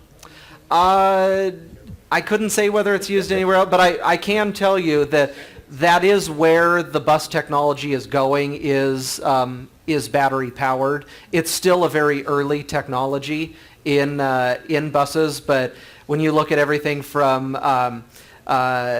New Flyer to Gillig, sort of the big bus manufacturers out there, they are all moving to either like natural gas or battery powered. They're moving away from the diesel buses. You know, Josh. But it is still very early in the technology. Listening to a gentleman by the last name of O'Toole on Saturday night, and I believe you were there, the ridership of our buses is low. The size of them are incredible. The cost of them are out of sight. I mean, STA needs to do something to really size down and service the people that they're really having ride versus having these huge buses that are empty. The amount of money that you save for your, sort of not diesel buses is extremely low. This electric bus that you're talking about costs over $1 million per bus, and you aren't riding hardly any passengers in them. So SDA has a big problem within Spokane County as far as I'm concerned. Yeah, they do have some routes that are very well traveled, but then they do have some routes but, that you know, that are very that are not. The buses I look at and where I drive are empty. This Central City Line, have they ever tried have they ever tried that route with a conventional bus? Last I heard, they had never done that, and so they have no idea. They have not, and what the ridership will be. And that was something that I regularly said when that was on the ballot. I said, why do you need that? Why can't you do it with? So honestly, I was modeling it after what Olympia has, which is called the Dash. I'm sure Kelly's familiar with that when you were there. It's a fixed route, essentially, that you just market. I mean, it's a marketing plan set behind a fixed route. I mean, the one in Olympia was through the Capitol campus, down Capitol Way, through a roundabout, and back up. Bus stops had these big, huge letters, big rainbow-colored letters, the Dash. I mean, you give it a fancy name, you promote that route, but you use a normal bus. You can do it a whole lot cheaper, and that was something that I trumpeted all through during that ballot proposition, and the voters decided, voters didn't agree with me, I guess. How about the 5 commissioners? Where's that? It was signed into law by Governor Inslee, and so it's set to technically go into law sometime in June, like most bills passed at the state level. And I guess there's talk that the Washington State Association of Counties are considering some type of legal action against it, but they're looking at it more of their concern is if the legislature targets one county, could they target a different county about something else? There's a whole lot of different arguments on both sides of that issue. But as of right now, it's signed into law, and who's paying for the lawsuit? If WASAC does it, I mean, they're looking at it. It would be WASAC. Washington State Association of Counties. Spokane County isn't putting any funds into that? All WASAC's money comes from the counties, so they have a litigation fund. So we're paid? It's a membership fee. I mean, it comes from our membership fee. So, Josh, my question is, how are we going to fund those extra commissioners? Where will that come from in our budget that we've already... It says they have to get the same salary. I mean, that's one option, yeah. The other thing, I mean, like any other unfunded mandate, I mean, we would handle it the same way. I mean, when we were recently passed down an unfunded mandate on the ballot drop boxes. I don't know if you guys are familiar with that one. Another piece of legislation, very, very well intended, said that every town, every neighborhood, the way this bill was laid out, I mean, we would have to add an additional 20-some ballot drop boxes throughout Spokane County. Woo. And technically, we would not be able to fully legally comply with that piece of legislation because the way it's written, we would be required to put one on Fairchild Air Force Base. Fairchild's not going to let us put a ballot box on their military base and allow a county employee to come through and empty that ballot drop box. So we can't even legally comply with it, but it'll cost us probably around $50,000 a year extra to do that because we have to pay for the boxes, we have to have them installed, and for every single election, we have employees that now have to take a route to all of these 20 new drop boxes and pick it up. So, well-intentioned, I'm sure, under the, when passed in Olympia, under the guise of, well, we need to make sure that everybody has better access to a drop box. So would it great be in theory, cheaper? but it didn't come with any funding source, so counties have to fund it. King County asked for their ballots to be postage paid, and then Kim Wyman has put something forward saying, well, then if they can do it, make it postage paid for everybody. Would that be cheaper than putting all these darn drop boxes in that most people don't use? I don't think it would, because we about 50,000 a year, sort of the estimates, with all of the different, I mean, think we have minimum of 4 elections a year. We've always got one in February, we've got one in April, we've got one in August, then we got one in November. If you add up all of those people, all those ballots coming back, 50 cents a piece, I think we'd blow past that $50,000. So I don't think it would be cheaper, no. Okay. Crazy.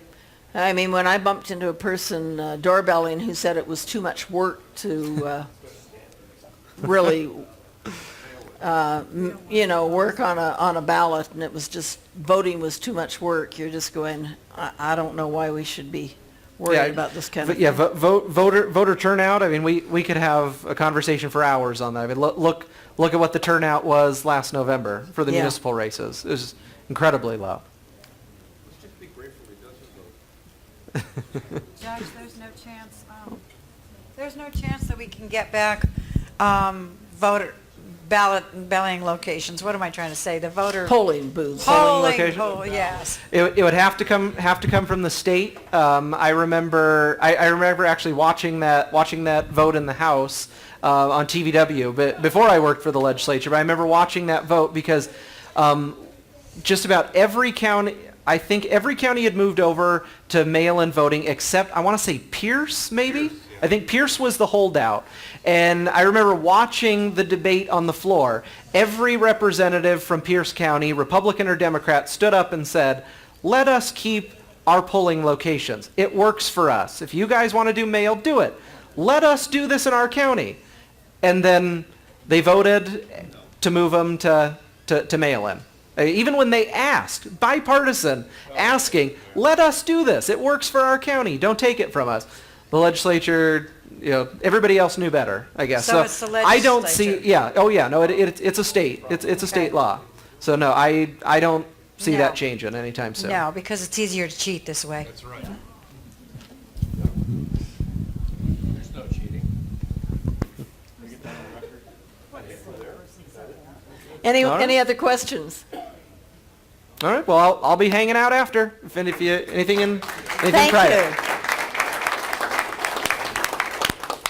Thank you so much, Josh. That was good, and I do hope you'll see more of us down at some of your meetings. I hope so. Especially the budget ones. Yes. Absolutely. Okay. We are going to go to open mic now, and this is when candidates get to talk, citizens get to talk. And anything that's on your mind, just speak it on out. So, got microphones here. Come on up.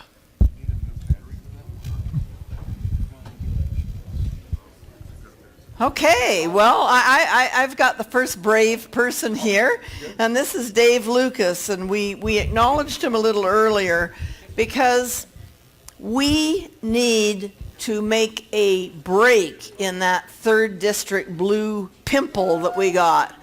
And I honestly, and this is my first night I've met Dave face to face. I've spoken to him over the phone, and I'm going, whoa, you can make history. So welcome, Dave Lucas, 3rd District, inside the white lines, running against Ormsby. See, a new environment for me, so I got to learn the new rules and the protocol. So first off, I just want to thank everybody. I really appreciate you coming out here tonight. I appreciate you giving me the opportunity to talk. I know it doesn't feel like it, but if you didn't do what you're doing, we would not have the freedoms we have now. And people need to be involved, and so I think you deserve some credit for that. And please remember that when you go home tonight, that I know it was a pain. I went out. I had to listen to these people talk, but it really does make a difference. So thank you for what you do, and thank you for having me here. It really is an honor to be here. I am relatively new in politics in Spokane, but I will say I'm not relatively new to politics. I've been involved in politics in some of the harshest places in the world and have learned a lot in that time. It's an honor to be here in Spokane, and I'm really excited about this. I'm Dave Lucas. I'm a 21-year Marine veteran, retired. Thank you, but as I like to tell people, and Tim I think would agree with me, is the Marine Corps has some great things about it. One of the things I tell people that the Marine Corps and the Boy Scouts have in common is I've met the greatest people in the world, and it's really been an honor to meet some of those great people. So I just wanted to tell you, I'm running for the Washington State Legislature in the 3rd District against Tim Ormsby, as you mentioned, and I think it's important to really change that district.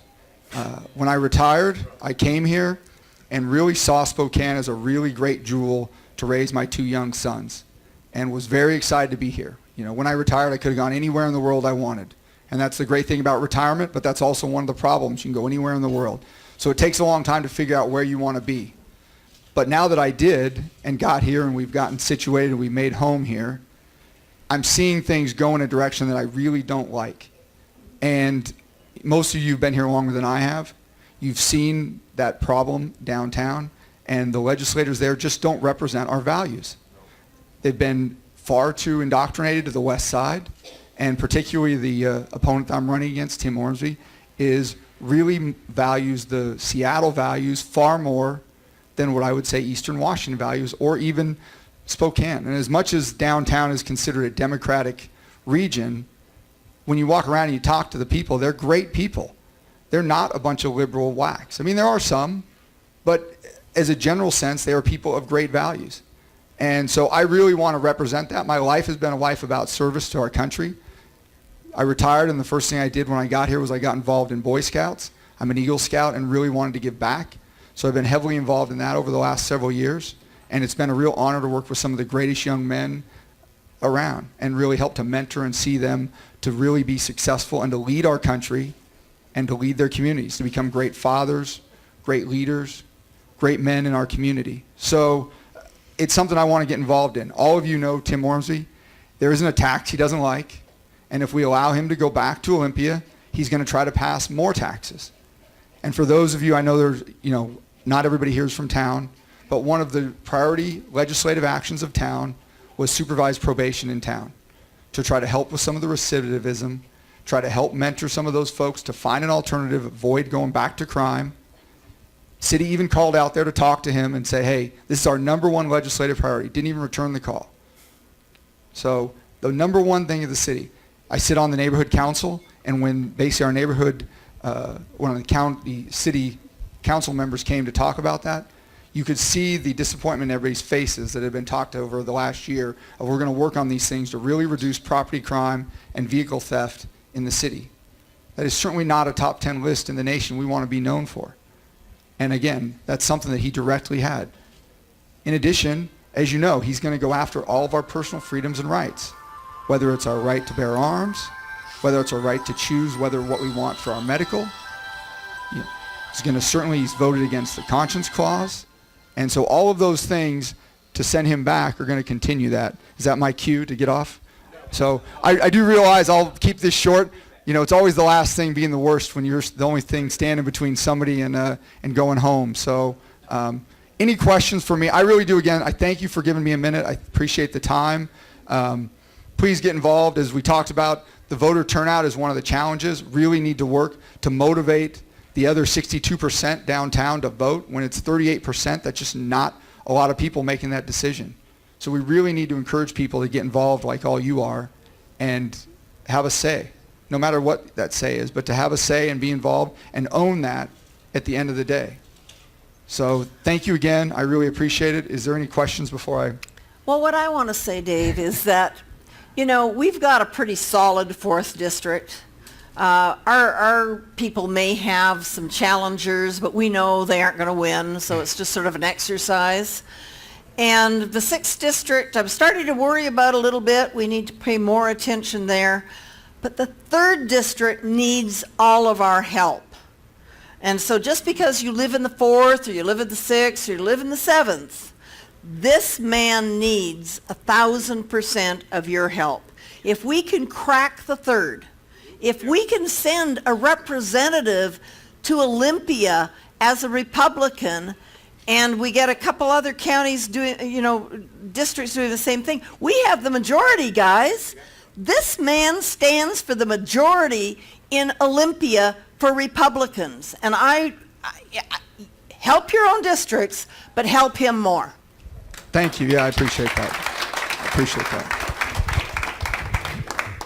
Okay, I know we have a lot of, get in the white lines. I tell other people to get in the white lines, and then I don't get in the white lines. Who would like to come first here? Second. Yoo-hoo! Tom Konas running for assessor. Thanks, Cicely. My name is Tom Konas. I've worked in the assessor's office for a little over 24 years. It'll be 25 years in September, sorry. Vicki Horton, the current assessor, is stepping down after 2 terms and has chosen me to take her spot. I want to tell you a little bit about myself My wife Kathy and I have been married almost 40 years. It'll be 40 years next month. We bought an old Grange Hall out on Peone Prairie and turned it into our house. We have raised 4 daughters, have 9 grandchildren, and have been taxpayers in Spokane County since 1979. I started after high school and a little bit of college, before Kathy and I were married, as a singing waiter up at a little restaurant on Mount Spokane called Grambo's on the Mountain. That was a cool restaurant. It was a lot of fun. I even got to sing the national anthem for the Chuck Knox era, the Seahawks. So it was a pretty cool gig. I was a realtor for a while. I also have managed some pretty good staffs. I was the food and beverage manager at the park, and then I was also the banquet manager at what was the Sheraton at the time. So I've managed up to 150 people at a time. Our current staff in the assessor's office is 43 people. I, again, have been in the assessor's office since 1993. What do you need? I don't know. What do you need? We, in the assessor's office, under Vicky's guidance, our office is not broken. We rank at the top in most all of the statistical categories the Department of Revenue tracks for assessor's offices across the state. Josh, except for one, which is funding. We're the second lowest funded office in the whole state for assessor's offices.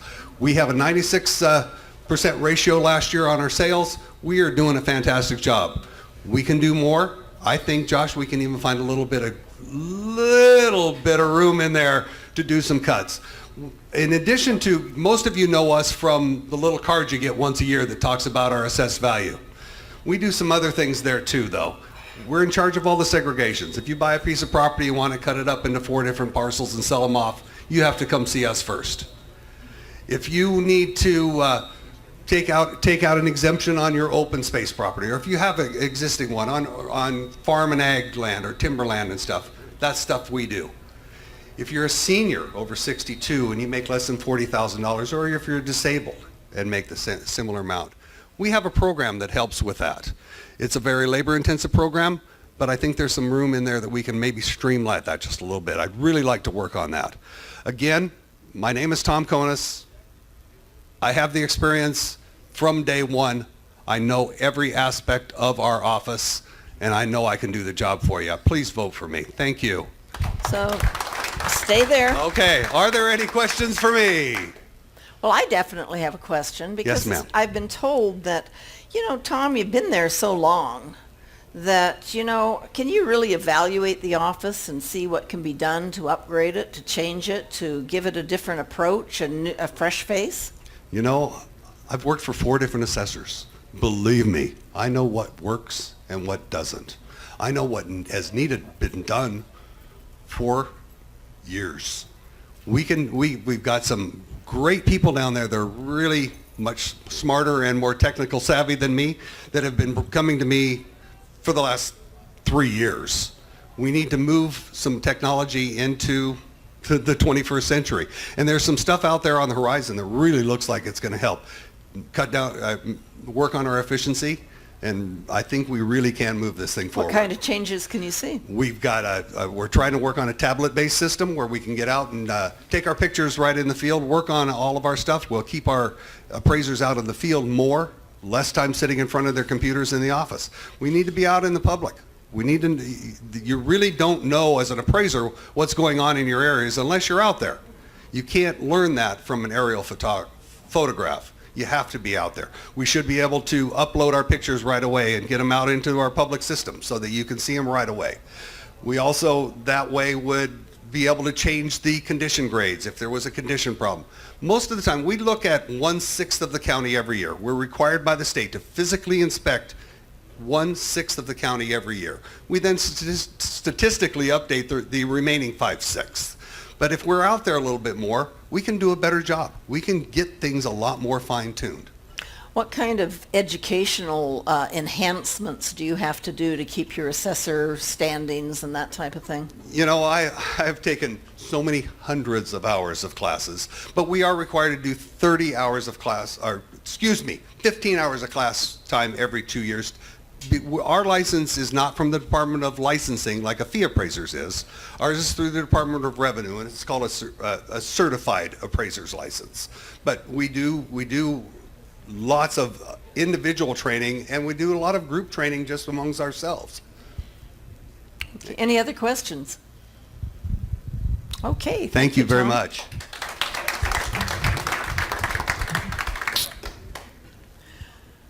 Well, okay, Larry Haskell, get up here.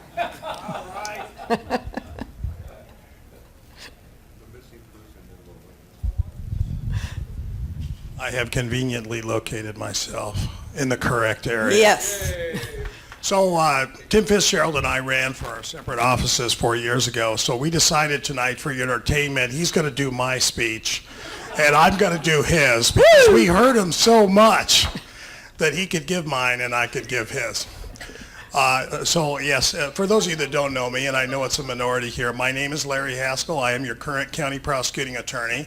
I am running for re-election. This will be my last term if I am successful as your prosecuting attorney. I want to address why we exist. We have 12 statutory duties that are actually much broader than the number 12 indicates. But the number one job that we have is we stand between you and the people that would do you harm. When I ran 4 years ago, and we still have a problem with chronic property offenders. We have a problem with violent crime, although it is down somewhat, but it doesn't matter to the one person who is a victim of violent crime, what the current rate is. We stand between you and them. To address a little bit of what Bruce said, we support reform. We support sentencing alternatives. Your state of Washington does not mass incarcerate. We are near the bottom of the 50 states. Washington state is among the lowest in incarceration. The people that we have in the jail right now, because we've made a concerted effort at looking at that population and cleaning it out, are the violent offenders and the chronic property offenders. I believe in a second chance for everybody, but it's that 20-second chance or that 30-second chance where I give a little bit of pause here. And, you know, a lot of people want to measure the cost of the criminal justice system by the cost of a night in jail. Have you looked at a victim of a burglary who no longer feels safe inside their home? What is the cost of that? What is the cost of the property loss, the cost of the economic loss, and then those items that are irreplaceable? So we take, and I have directed this since I got into office, a balanced approach to criminal justice reform. We offer sentencing alternatives. We offer drug treatment. We offer mental health treatment. But if you continue to terrorize the people that I represent, I will not hesitate and I will not apologize to make sure that whatever treatment you get, you do it at the Department of Corrections. If you re-elect me, I will continue to fight for that public safety. We represent victims, and again, we stand with law enforcement, but we stand between you and the people that would do you and your property harm. I seek your support for this last term for me. Thank you. Questions? Questions, guys, come on. Any update on the federal judge position, Mr. Haskell? Federal judge? The U.S. Attorney General, or the whatever the regional. I left that in the dust long ago. Okay. I'm committed to representing the people of Spokane County. Let there be no doubt of that. You know, I think Larry does an excellent job of representing us. And do we need federal judges like Larry? Absolutely. Can we do something about the roadblocks that we're facing? I don't know, unless you start voting Republican. Amen. All right, Larry, you've known me for quite a while. I tease you, I harangue you, I put you on the spot for all this time, but at least I get some honest answers out of you. I'd like to know why you think that Spokane has become a magnet for some of the dirt stains of this nation and just pouring in here. Now, I raise my hand. I've been a victim of a crime. I get that little yellow card that's got a number 326,000, which is the amount of complaints that we get in this county every year, and it starts off fresh from number 1 or number 0 at the start of the next year. This is the thing that's happened over again. We're getting it repeat and repeat, and yet we attract some of the lowest scum in the world that comes right here to Spokane. Where can you draw the line so we can get this reversed and uninvite those people from our community? That's a great question, and I have a bit of an answer for you. I work with all the law enforcement agencies in Spokane County, from the small municipal police forces to the large county sheriff's office. And I can tell you that they tell me across the board that we rely in Washington too much on the treatment model. I'll give you an example. Spokane Police, Spokane County Sheriff's Office has told me that they have many offenders who would rather come to Washington and plead straight up to the crime charged, no plea bargain whatsoever, rather than go to Idaho to serve a probation violation sentence. Department of Corrections, I've listened to them give legislative hearing briefings when they come over to Spokane Valley or sometimes to the Tri-Cities. The legislature travels around in their little committees, and Department of Corrections say that we rely too much on the one resource. That's why when I took office, I said, we're going to take a balanced approach to this. We're going to offer those kinds of alternatives. But again, second chance, that's one thing. We deal with felons. 5% of our felony filings in a given year are chronic offenders with more than 10 felony convictions. And people ask me all the time, why are they out of jail?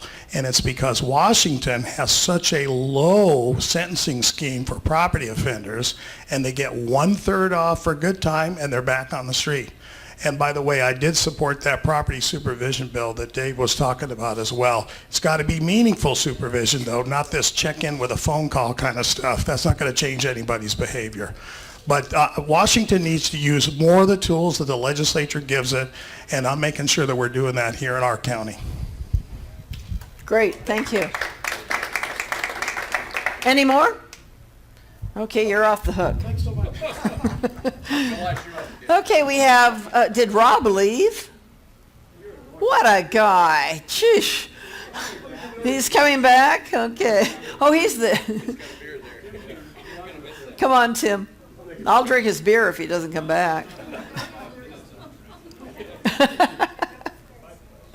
Tim Fitzgerald, our county clerk. Well, thank you very much. First, Commissioner Kerns, I appreciate that shout out. I do. I phoned automatic phone tree though. I set up an automatic phone tree to reduce that one position, that one full-time employee, the FTE. And I have 7 positions on that automatic phone tree. Number 7 is you can get a real person. Everybody goes straight to number 7. So we're going to have to figure out how to change that again, because every time they call, we have to keep transferring the call back over. So human nature, I guess. Okay, yeah, I am Tim Fitzgerald. I'm the Spokane County Clerk. 3 quick things. I've talked a lot about modernizing my office, and I've done everything I promised you I was going to do. I said I'd modernize the office. I did.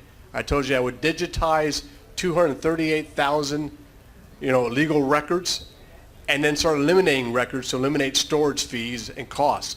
I did that. We are now down, as of about 2 or 3 weeks ago, we are now down to 169,575 legal records. And all of our records have been destroyed with court order. I promised you I would standardize, not fix, standardize the legal financial obligation system. Legal financial obligations, the court fines and fees you have to pay. I've done that. And 2 good stories on that. Number 1, we talk about the team in Spokane. We have a very good team. We have a good team in our executive branch and a very good team in our legislative Board of County Commissioners branch, which also has some executive authority. We work well together. We don't always agree, but the team talks and we make things happen. So let me give you an example. The county got sued twice for legal financial obligations because we incarcerated people that didn't make payments. By a U.S. Supreme Court ruling, you can't do that. So the county got sued and the county lost, about $750,000. Then we put some language in our order saying that you shall be jailed if you don't pay these fines after you go through the court system. Where the word shall got challenged in the courts, we lost again. Again, another $750,000 that taxpayers paid because we lost a lawsuit in court. So we used the word may. So the prosecutor and I sat down and said, we got to figure this out. We can't have the county getting sued all the time. What we came up with was a very simple situation, a very simple process that has statutory authority. I handle the program. I send reports to the prosecutor that people are paying or they're not paying. It's a violation or a non-compliance report. I send it to the prosecutor saying they are in non-compliance with a court order. Prosecutor has two authorities. He can A, put a warrant for their arrest. B, put a notice of hearing. And I said to Larry, can we do a notice of hearing? If we do a warrant for arrest and they get arrested and they get jailed, we have now jailed them for failure to pay. We'll get sued and we will lose. He agreed. We also agreed that a notice of hearing is better because we put a notice of hearing out. It tells the offender, you will come to court and you will tell a judge why you are not paying. Well, that did two things that kept us out of trouble with the ACLU. Number one, they come to court and talk to a judge. Because they're talking to a judge, they see a judge first before they're jailed. If you put them in jail first and then they come and see a judge later, they can argue that and win. Now they're before a judge, telling a judge why they're not paying. The judge now has discretionary authority on what to do about a person who's not paying.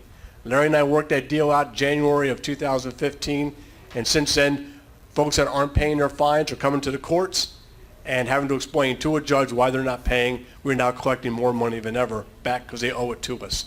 We did $760,000 worth of restitution to victims. So I made that promise. The last promise we made was to get the bail bonds program fixed. All right, we did that. Bail bond program, we were leaving people in jail after they bonded out because of a paper process. We got the paper process streamlined, fixed, and now people are bonding out of jail when they're supposed to bond out and they're not left in jail where again the county could be sued. So again, my name is Tim Fitzgerald. I'm doing a good job for you and appreciate your support this year. Thank you. Questions? I never get questions. I know. I Come hope on. something. Somebody think of a question, please. One question. Oh, there we Leslie. go. Oh, yes, you do. Yes, you do. You need the mic. Well, you know me. What does the clerk do? That was my great secret. Okay, so I told folks this a lot, but I'm proud of it. The clerk's office is your second busiest office in the county. In 10 seconds or less, I handle all your legal documentation and all your legal financial matters. I do it in the executive branch, and I support the judicial branch. I execute the law, judicial branch rules and judges on the law. Once they make that order or that judgment, I execute that order on behalf of the public. Very good. I'm glad you got a question. Yeah, that was good. Okay, I believe the last person running for office sitting in the audience here is Rob Chase. I got to tell you that I was Rob's treasurer for his 2 campaigns as treasurer, and it was good. And one of the things that I carried around with me was a group of envelopes. And Rob and I both work in operation management. His degree's in it and mine's in experience. And the deal is in operations is you want things to operate as efficiently as possible. And I loved his envelopes because I think you've seen where we finally passed legislation that our electeds don't put their names on everything. Because, hey, when they're voted out of office, then you end up with all these envelopes with their names on it, right? And what are you going to do with them? Well, a lot of these people coming new into office throw them out. This guy made labels. And he put them over Linda Wolverine, he put them over Chip Chilberg, but he wasn't going to throw them away. And I'm going, is that the way you would run your household? Absolutely. So, treasurer, he did a great job, came in under budget. How many people hear that a government office comes in under budget because, hey, they aren't going to get the same amount of money the next year, and things that way. So Rob is running as commissioner, and if he brings some of those ideas and attitudes, I think we might have a good commissioner on our hands. Well, thank you, Cecily. And, the job of treasurer is, it's what you make of it. When I started running, no one I talked to knew what the treasurer did, and that even included a couple ex-county commissioners. And the nice thing is no one else knew either. But I got in there, and when the Spokes Review actually called me, up 2 weeks after I was elected, and they said, well, sorry we took so long to get to you, but we never thought you would get there, so we didn't cover you. We were busy covering the Baumgartner Mars race, and that most everything was about that at that point. And actually, I was running at the same time as Michael Baumgartner was, and I liked Michael, and I was putting up signs for him and doorbelling for Michael, and gave him what little money I could afford to give him at the time. And then I got elected, so it's kind of nice. I was one of the very first people to endorse him too, because I had the radio show he came on, Cut to the Chase, and I endorsed him on that. And so I'm really happy to have Michael Baumgartner take my place. I think he'll be an excellent treasurer. He's got a background in finance and everything. He hasn't really had as much opportunity to use, and now I think he's going to really grow in that job.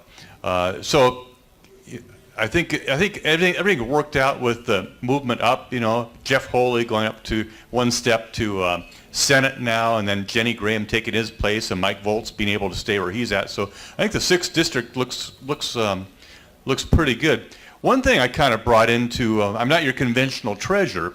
I do believe in, like I said, it's what you make out of it. I believe in the doctrine of the lesser magistrates. How many people know who that is, or what that is? The doctrine of the lesser magistrates. Okay, well, you kind of have a duty. If your representatives aren't representing to you, the people, you kind of fill in the gap, and you kind of move up. And I did that with the Trans-Pacific Partnership. I thought, here's a deal that's coming down the road that's going to be bad for America, including Spokane County. So I formed a coalition with the progressives, you know. God forbid we should do anything with those people, but they pay taxes too. And we're all set to try to stop the Trans-Pacific Partnership. And fortunately, Donald Trump got elected and did stop it because it's a bad deal. There's something else that's gone under the radar too that very few people even know about, and I think it's meant to be that way, is this Hydro One deal. And from what I've seen about it, I don't know anybody that likes it unless they're a stockholder of Avista. And those people, you know, Hydro One needs Avista a lot more than Avista needs Hydro One. Amen. And it gets into the whole green energy thing and game, Maurice Strong structured Hydro One. And the highest rates in North America are in Ontario.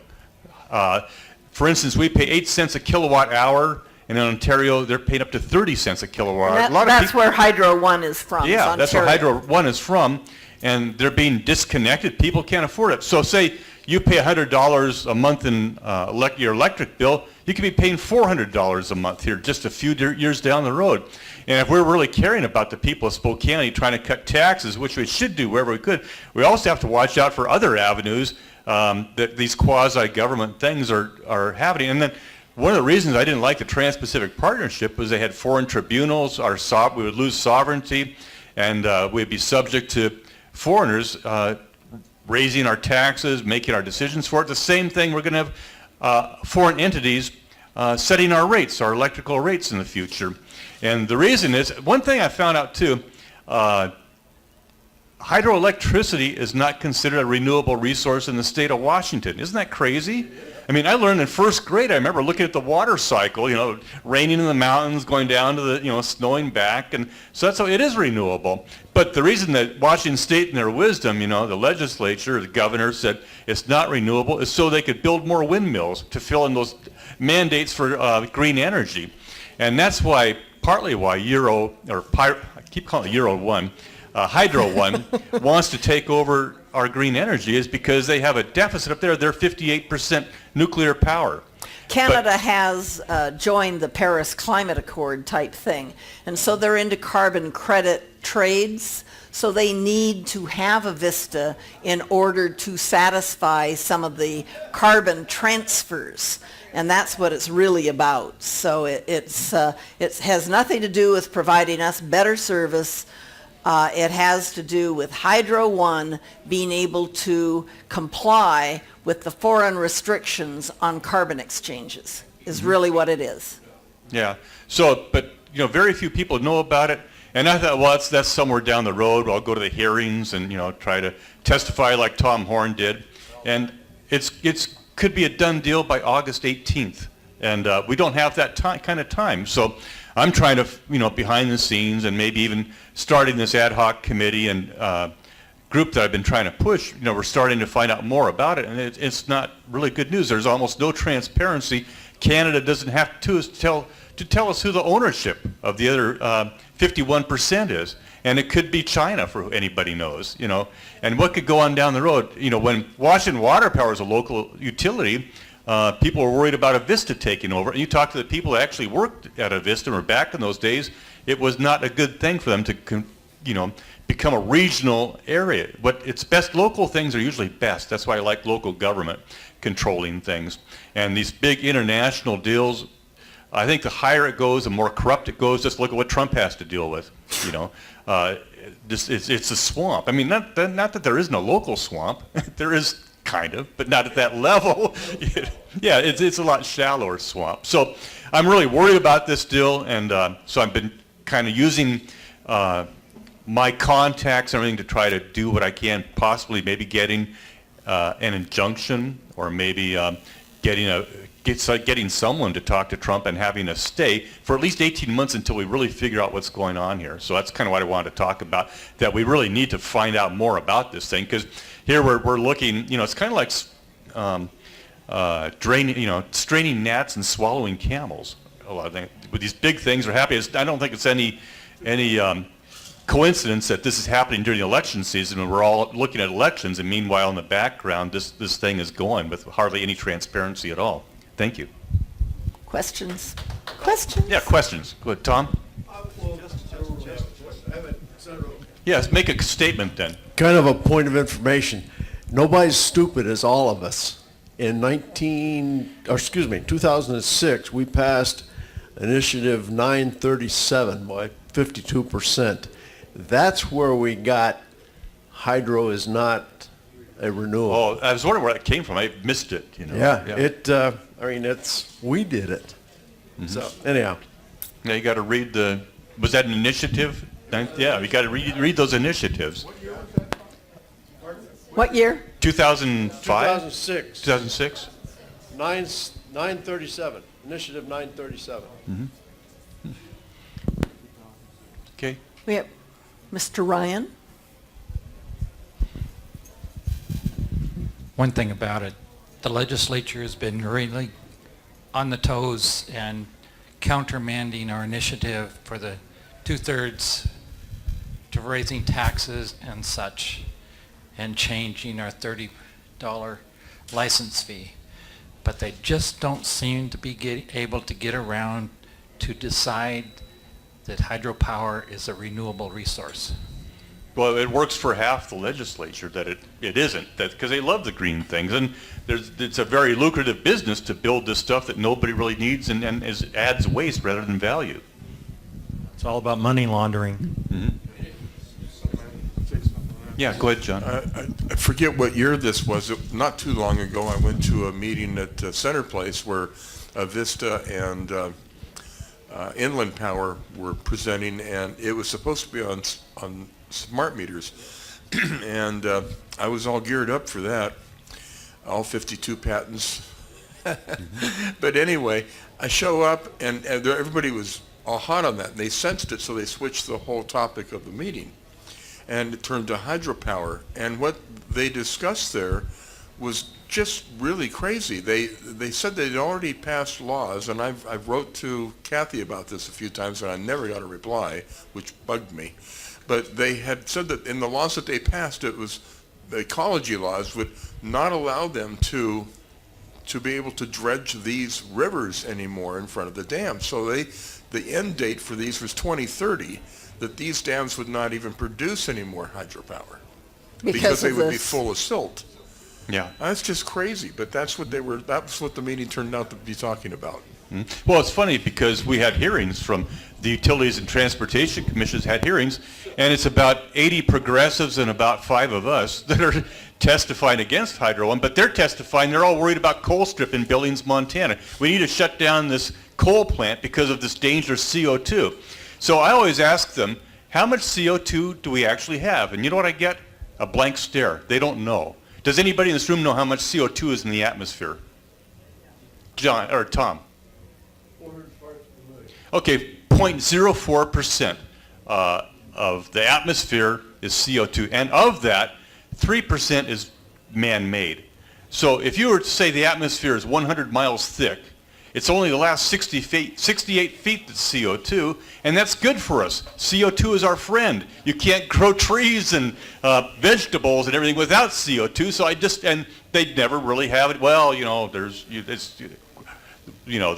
ice caps are melting, Well, I'll worry about it when I see the Vikings return to Greenland, It's really a non-thing, and their minds just don't work right, but I'm trying to get... They're very good activists. They're much better activists than we are. Yes. So I've been trying to get their focus off of this and say, hey, you're missing the huge elephant in the room. This is gonna.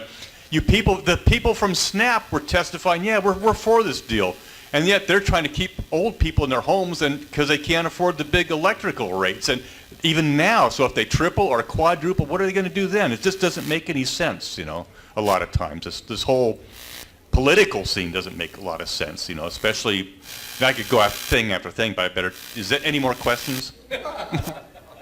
Okay, thank you. Okay. John brought up something when he was talking about the meeting he went to, and I want to talk about smart meters for just a second, and Larry, you might appreciate this, but back in the olden days, one of the ways that burglars determined if you were home or not was by phoning your home. And if you answered, they knew you were home, and if you didn't answer, they knew you weren't.